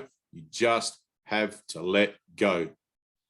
And when you feel it, that's what you're going to be letting go of. Feeling the love of God feels nothing at all like anything you can imagine you're feeling right now. It includes that, but it is so far out of the ballpark, so far beyond any reference you have in your own mind for it. When you experience it, you won't be able to find words. Breathe. Breathe. Tina, breathe. Go deeper. Heidi, deeper. Feel. Feel.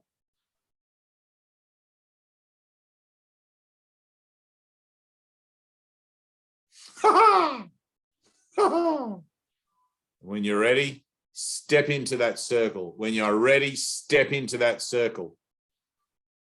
I feel I'm honest. I feel I have some integrity here, Heidi. I feel that I have some sort of authenticity about my healing. I feel that there's a passion in me for healing. Let me join with you, Lord. Do this for me. Take this denial from me. Take this package from me, this bundle of fear, this bundle of concern, this bundle of anticipation or regret, whatever it is.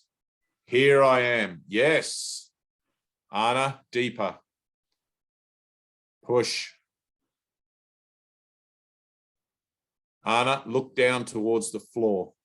Put your head down. Look down, down, down. Good. Now feel. Feel. Wesley, same thing. Don't go astral. Stay focused. Here I am, Lord. Look down, Wesley. Look down. Here I am, Lord. Let your body and your action of mind be similar. There's a state of penitence that's required to approach God. Only a penitent mind, which is a humbling mind. You're in an admission. Right? There's an openness in the admission. Here I am, Lord. I need help. There can be no false pride, no false ego goes there with you. Only honesty. Good, Anna, good. Look down. Breathe. Danny, same thing. Look down. Feel it. Feel it. Here I am, Lord. Woo-hoo! Woo-hoo!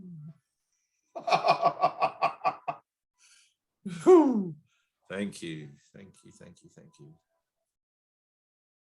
Breathe. Tina, breathe. Breathe. Don't stop breathing. Focus on your breathing. You got to do it anyway. You may as well use it as a point of focus. Breathe in slowly, out slowly.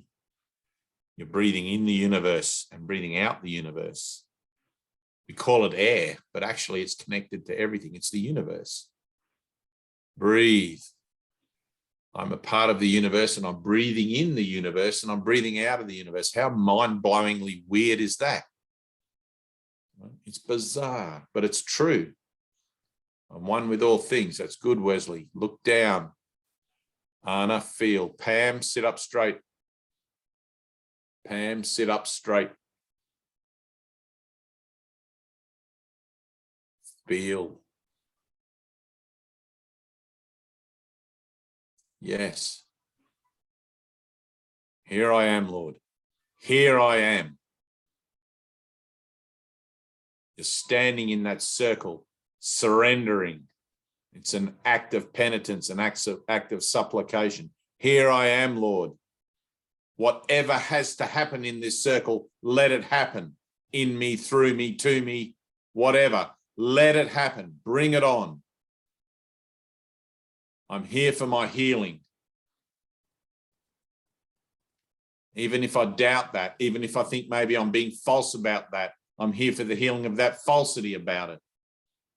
Whatever it is that needs to be healed, let it be healed. It doesn't matter whether I can define it or put my finger on it or not. Let it be healed. There's a point in you where there's nothing to be healed.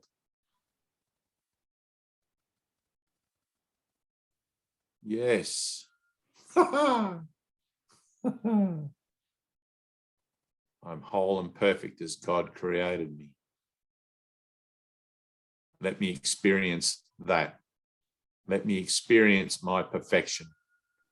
I don't want it as a concept. I don't want it as an idea. I want to experience it.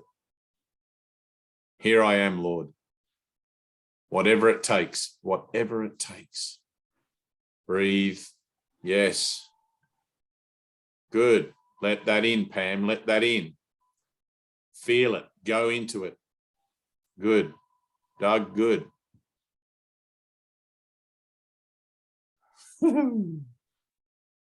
It's nice. Healing is nice. It feels good on the other side of it. It's like letting go of all that shit. I just keep reading these daily lessons and shit keeps coming up. That's what's meant to happen. I keep reading this 20-minute book and shit keeps coming up. That's what's meant to happen. Don't let it come up so you can look at it and go, oh, look at that. Let it come up so you can give it to God. It's coming up for healing. Here I am, Lord. My false ideas about myself are your truth.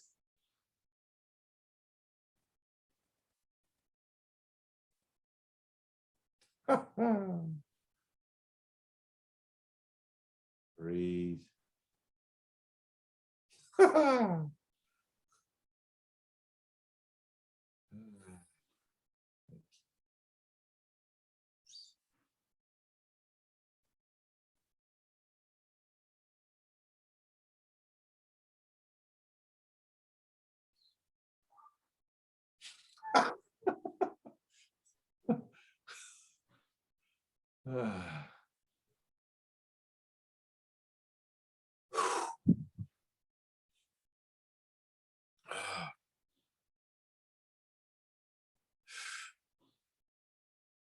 will be done.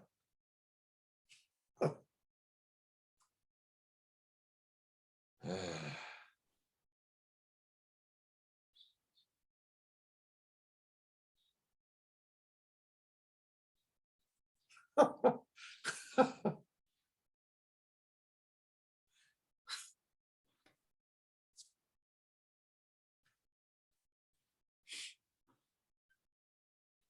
want to tell you a nice little story I had, Anna. I want to tell you a beautiful little story I had before. I was out in my workshop and I'm making some wooden, some timber roof racks for my truck so I can mount the solar panels. And on the floor of my workshop where I've been sawing and drilling and everything, there is sawdust and there is bits of wood and there is junk everywhere. I haven't been cleaning as I go. And I have some koto music playing, which has been playing all day. Japanese music. And last night I watched the 47 Ronin. So I seem to have this whole Japanese theme thing going on since yesterday that I'm enjoying. And I was in my workshop with this beautiful music playing of this woman playing the koto. It's like a flat sitar guitar kind of thing, but quite wide. And I knelt down on my floor. I dropped a washer and I knelt down on the floor and I noticed all the sawdust and the trimmings and all the wood bits and everything that was down there. And I didn't have a dustpan. I thought I'll just clean this up a bit. I didn't have a dustpan and I had to use my hands to sort of scoop it along the floor and make a pile towards the end of the bench where it would sort of be out of the way. And as I was scooping the sawdust along, I kind of connected with it. And just for a second, I found myself in the joy of scooping the sawdust, like a small child who's playing with just little random bits of things on the floor, like just little shapes of wood and short sawdust trimmings and things. And I found myself in this moment of feeling as if I was like 3 years old or 2 years old and I was scooping all these things along. And it was such a beautiful moment. There was no purpose in it. There was no thing that I had to achieve or get done. It was just the joy of scooping the shavings. It was just the joy of feeling it, the texture and connecting with it, knowing that I'm connecting with everything. I'm connecting with my sense of everything in this moment. And it was the simplest, most beautiful, innocent moment that I've had in my workshop. Usually I'm in there cursing and swearing and things don't fit and I'm banging things with a hammer. But this moment was beautiful, Anna. It was a beautiful, innocent moment. And it was there just for a second. Just for a second. That's all it needed to be there for. It brought me right back, brought me right home to here I am, Lord. Total innocence, total love, totally connected, in a state of being, in a state of is, in a state of joy that was all-encompassing. A single moment. That's what this is. That's what this is. Breathe. Let it happen. Breathe and let it happen. Stay in the circle, Angie. Stay in the circle. That's good, Wesley. Breathe. You got to really focus on that. Go into it. Focus more. Get out of your head. Get out of your head with it and go into your heart. Feel it there. Feel it there. That's it. Heidi, feel it there. Breathe. Yes. Yes. It's love. When you're in resistance to it, it feels like pain. When you're in resistance to it, it feels like horrible, ugly, fearful yuck. But when you're actually embracing your healing, when you're actually saying yes to it and meaning it, it feels like love. Because that's what it is. Thank you, Father. Thank you, Father.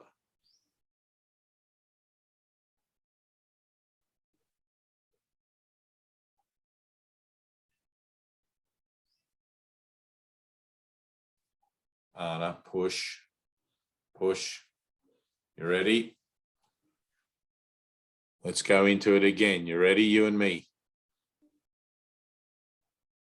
I can see it. It's just like a black spot. It's like a dark, like a black obelisk. Self-worth, self-hatred, unworthiness. Breathe. Confront it. Look at it.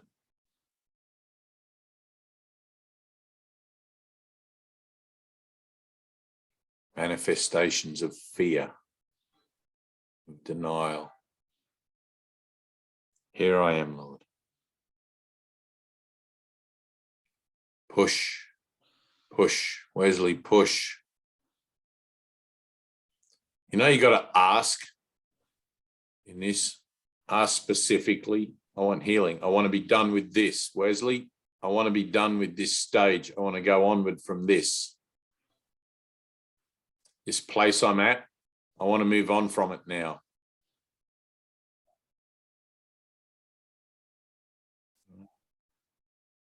That's got to be honest.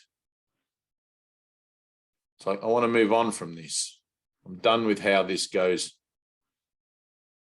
I'm tired of sitting here. Let me go deeper. Let me step further into the middle of this circle. Let me become more resolute. Deeper and deeper and deeper. Breathe.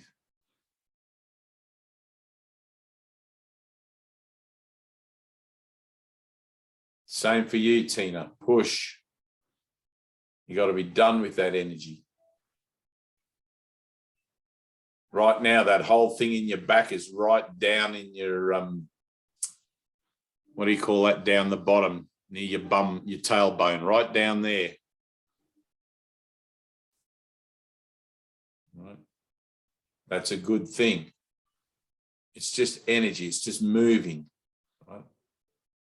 Let it do what it needs to do. Here I am, Lord. I seem to have all these stories and all this stuff and all this energy and all this feelings and all this everything, but none of it is the truth. None of it is the truth. I want the truth. Push.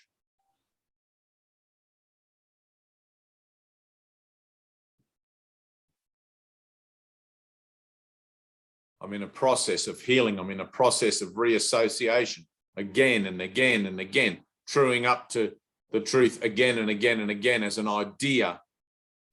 God is. We say God is, and then we cease to speak. The Father and the Son are one. I am a child of God. I'm trying to hold myself in some static retention of light. For what? So I can get older and more wrinklier and die?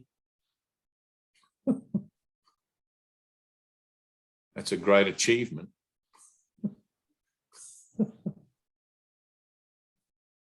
Breathe.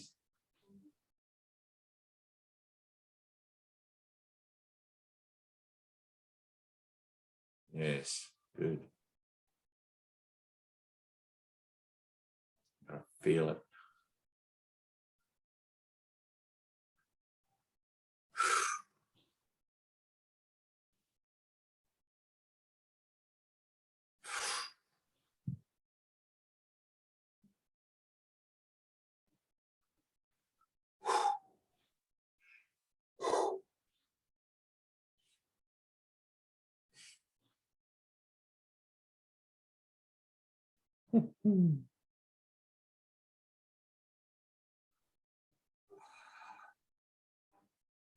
Good.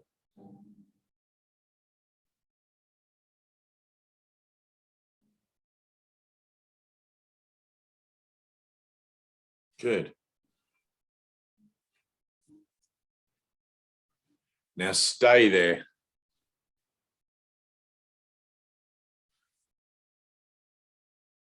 This is a place, this circle is a place where we come in our mind, in our imagination, in our thoughts, because life is thought. We come to this place again and again to talk with our Father, our Creator. We come to this place over and over, bringing all of our lumps and bumps, all of our doubts and fears, all of our secret desires and wishes to kill. We bring them into this circle. Here I am, Lord, narcissist from the beginning and a narcissist to the end. I bring this, healed my mind of this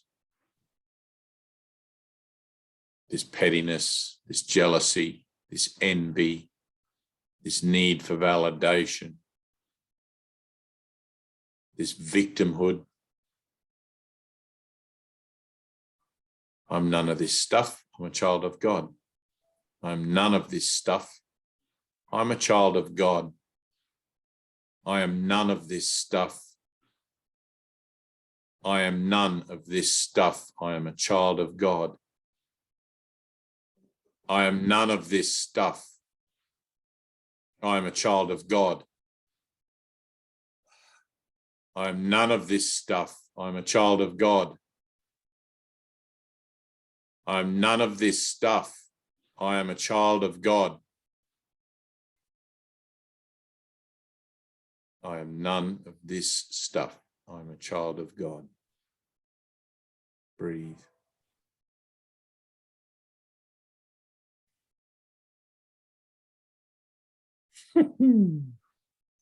Good. Good. Everything's just energy. Energy moving. That's all it is. Don't examine it. Just let it happen. Don't examine it. Just let it happen. Yes. Just let it happen. Good.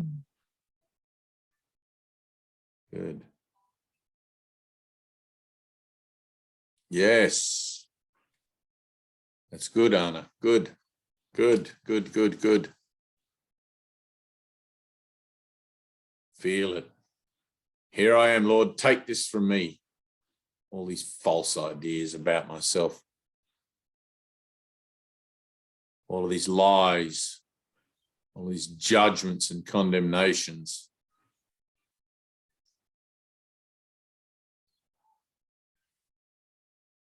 I'm free.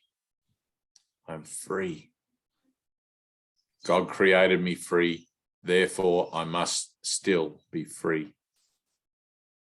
Let me find that in my own mind, behind all this crap that I've built to block myself from that awareness. Let go of all the junk. Your freedom is right there.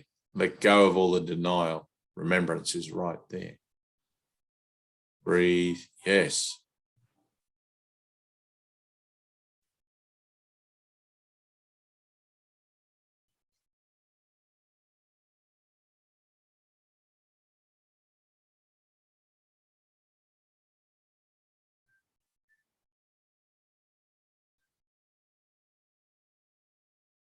Good.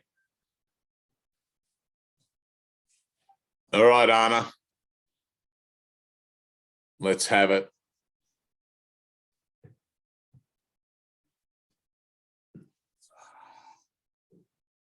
Uh-huh.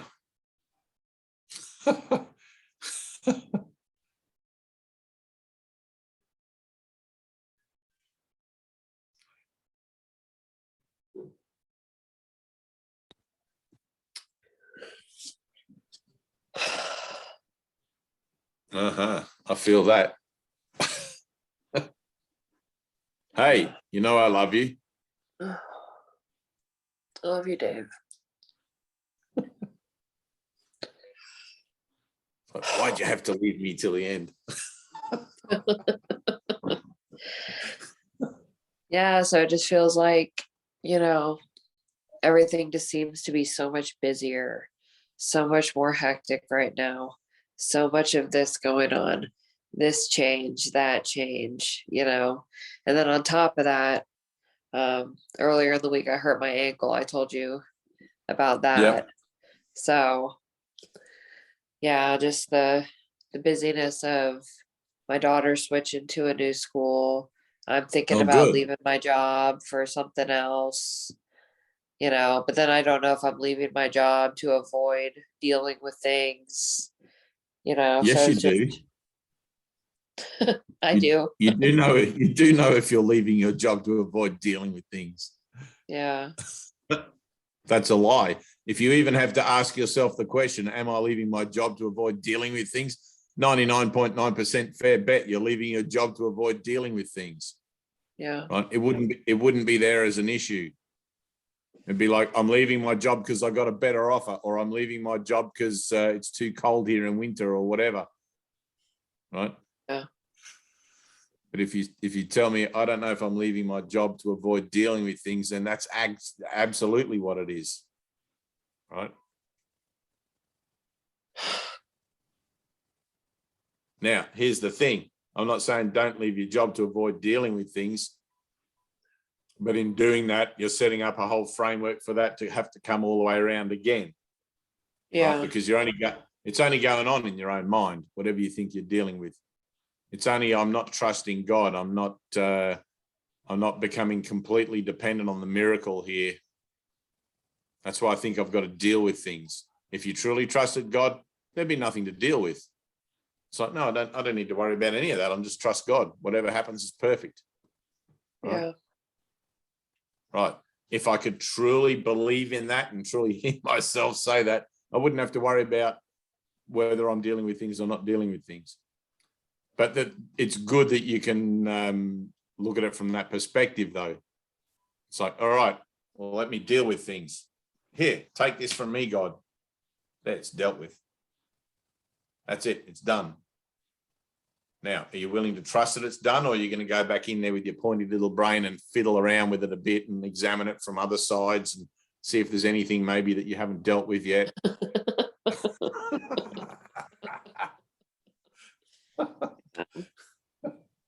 It's a journey of faith, right? It's a journey of faith. Either that or it's nothing. It's not anything, right? I'm taking a step forward in faith. I'm just going to give it all to God because I don't know how the hell to work it out. I don't know how to not avoid dealing with things. I'm the problem. Yeah. I'll just keep avoiding dealing with things and I'll let God sort it out. I met a dog at the grocery store named Faith. Right.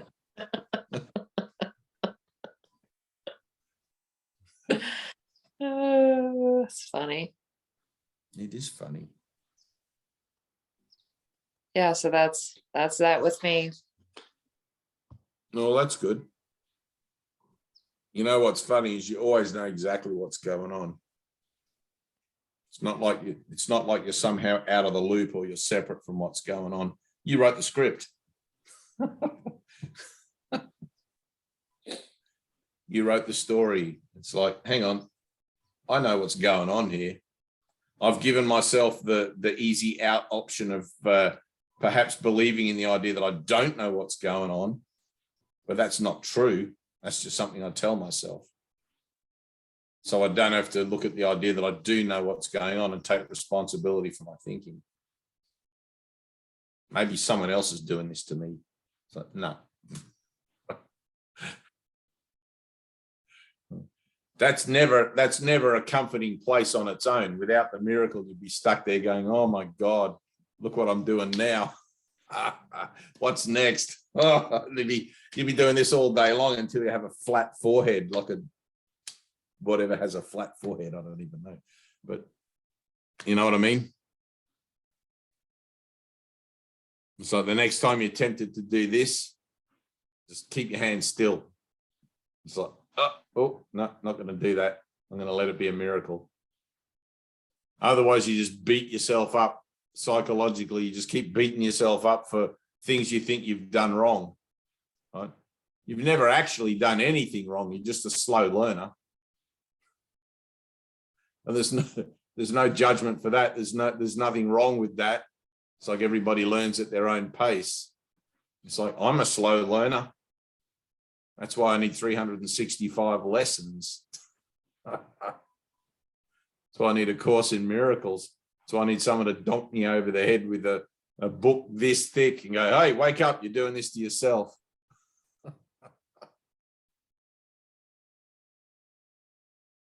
Got to learn to laugh. You've got to learn to laugh at yourself. It's like, oh man, there I go again. Funny old me.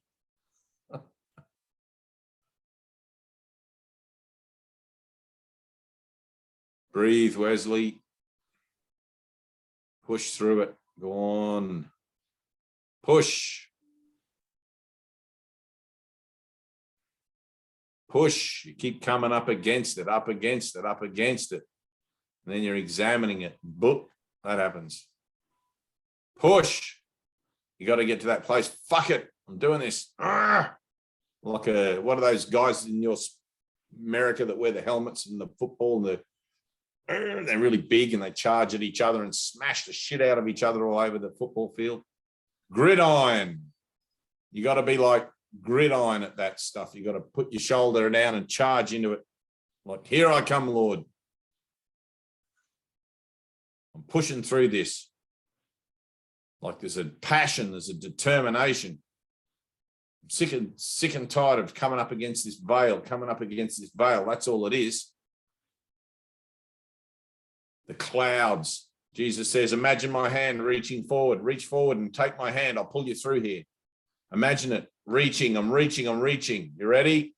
Take my hand, Wesley. Take my hand. Push. Push. Go on. Keep pushing.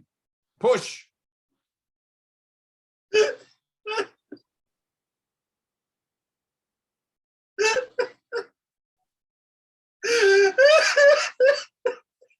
Keep going. Go on. Keep going. Keep going.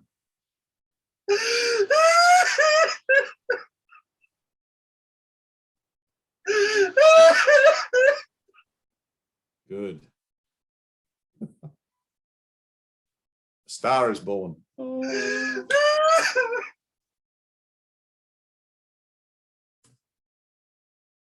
Beautiful.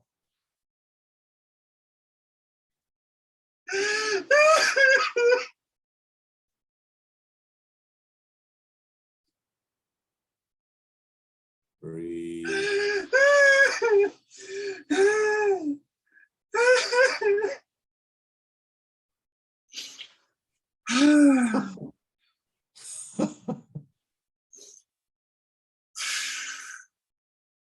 Good.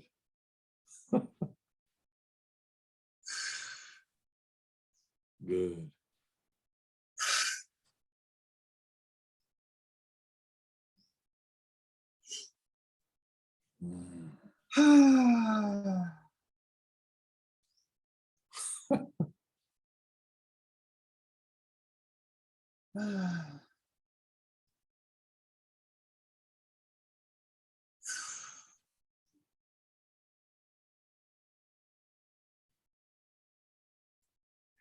You can always push more. Heidi, you can always push more. You know how I know that? Because you're unlimited. You're unlimited. The power of God is in you.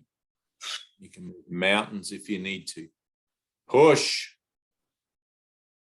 Push through those clouds. Push through the veil.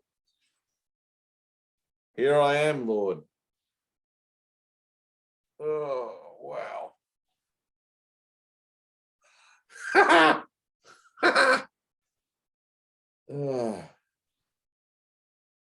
Oh, I've got acidic tears again.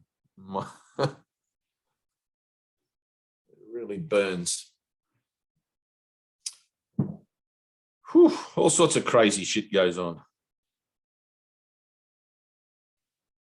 I've got tears that are like pure acid. I feel I'm burning my eyeballs.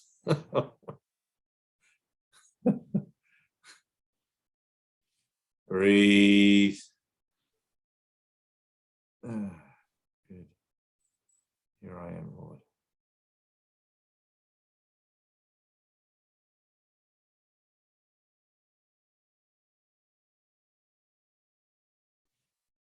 Good. Stay in the circle. Tina, go deeper. Doug, go deeper. Feel it. Good. Heidi, I can see you.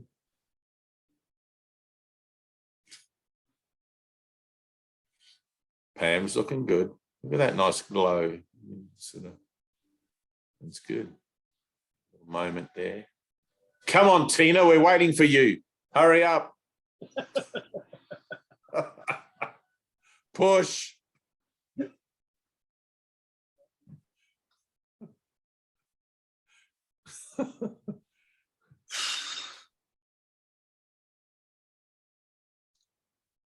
All right. It's a great game, salvation. It's a really great game. Salvation is a game that happy children play. Yes. I'm uncovering all my fears. Is that the game that happy children play? Well, I don't know. Jesus is telling me that. He's a bit of a joker sometimes, but sometimes it doesn't feel like it's a game that happy children play. But when you trust in the Spirit, it gets easier and easier and simpler and simple. Breathe. Come on, Tina. You've got to do like your avocado. You ready? I'm going to give you a whole watering. You're a little avocado tree in a pot. You ready? Here comes the water.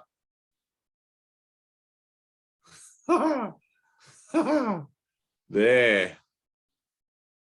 There you go. There.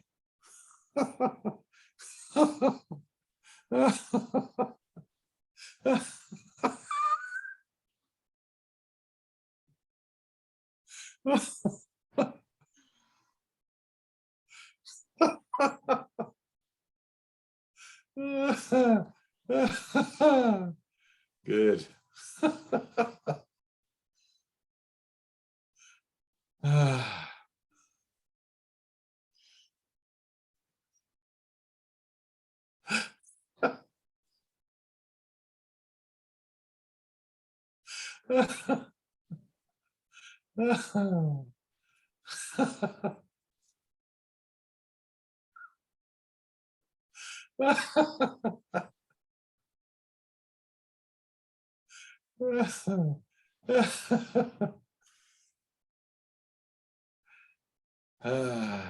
Thank you, Father. Thank you, Father.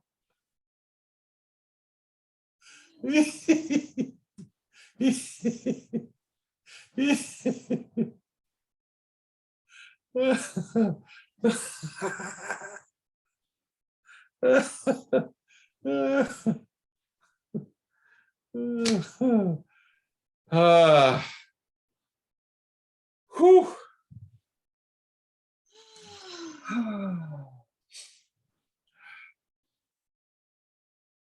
Good.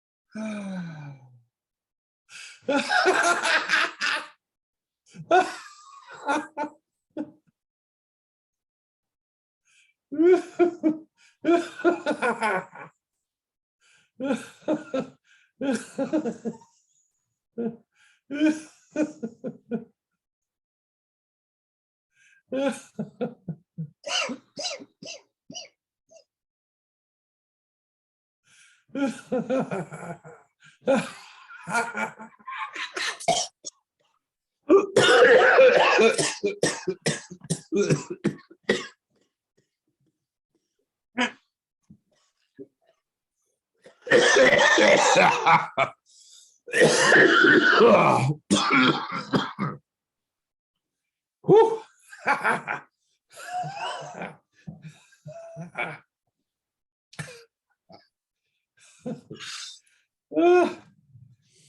That's good. Whew.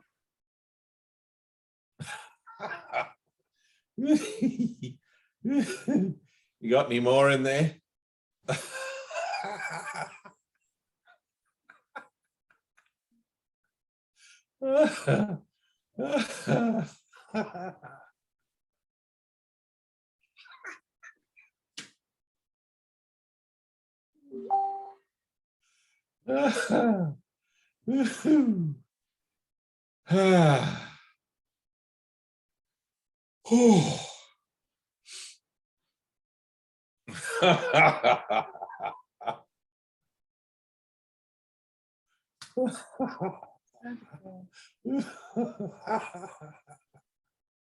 Don't adjust.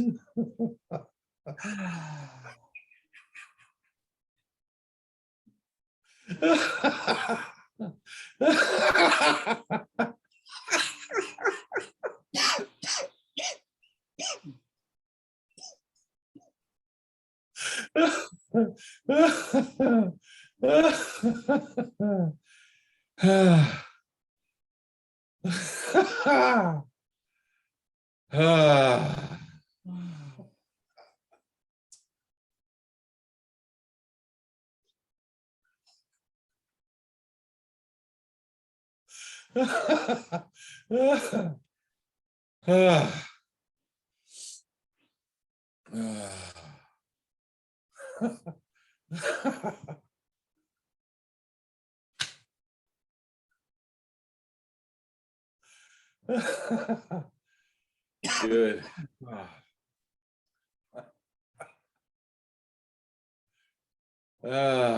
Thank you, Father. That was a good one. I bet you didn't know that was coming.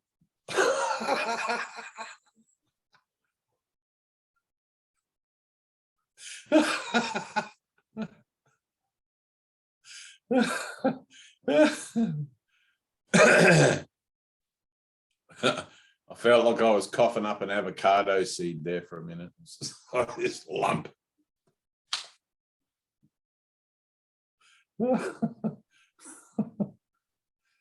All right, beautiful. Any questions, anyone? Anything? Wesley, that's good. Let me see, Wesley. Put your hands up like that.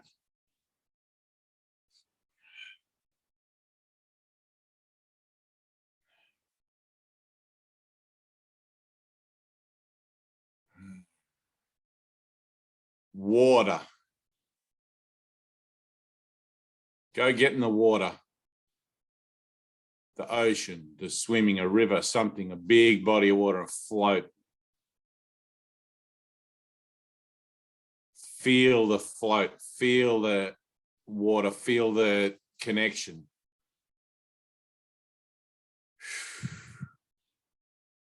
The ocean, if preferable, if you got that nearby. Otherwise, a river.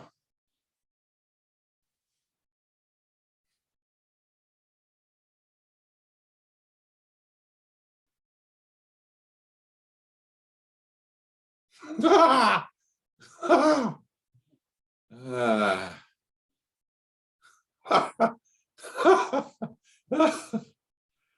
Ah!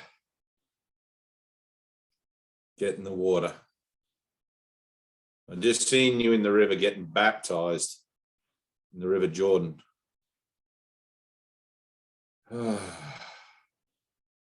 That's an old memory.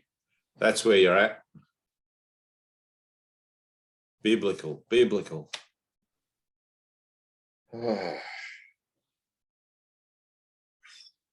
Brother.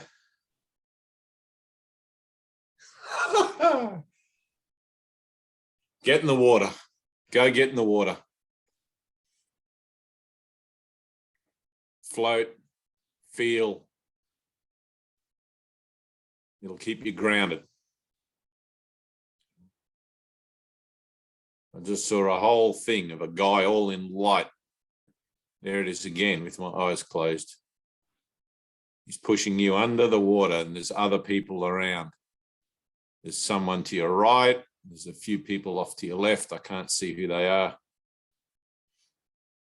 There's someone to your right. I think it's a woman.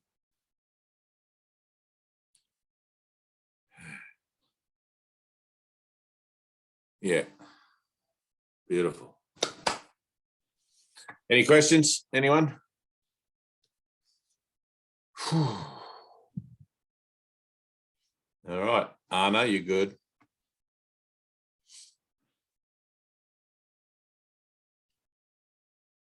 Heidi, you good? Doug's good. Tina's good. The avocado plant's good. Angie's eye is good.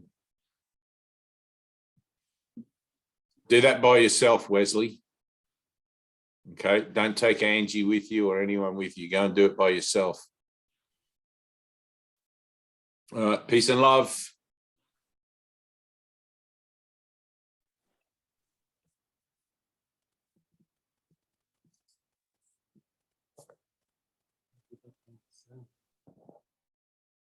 Where could I go to do that? They told me to go find some water.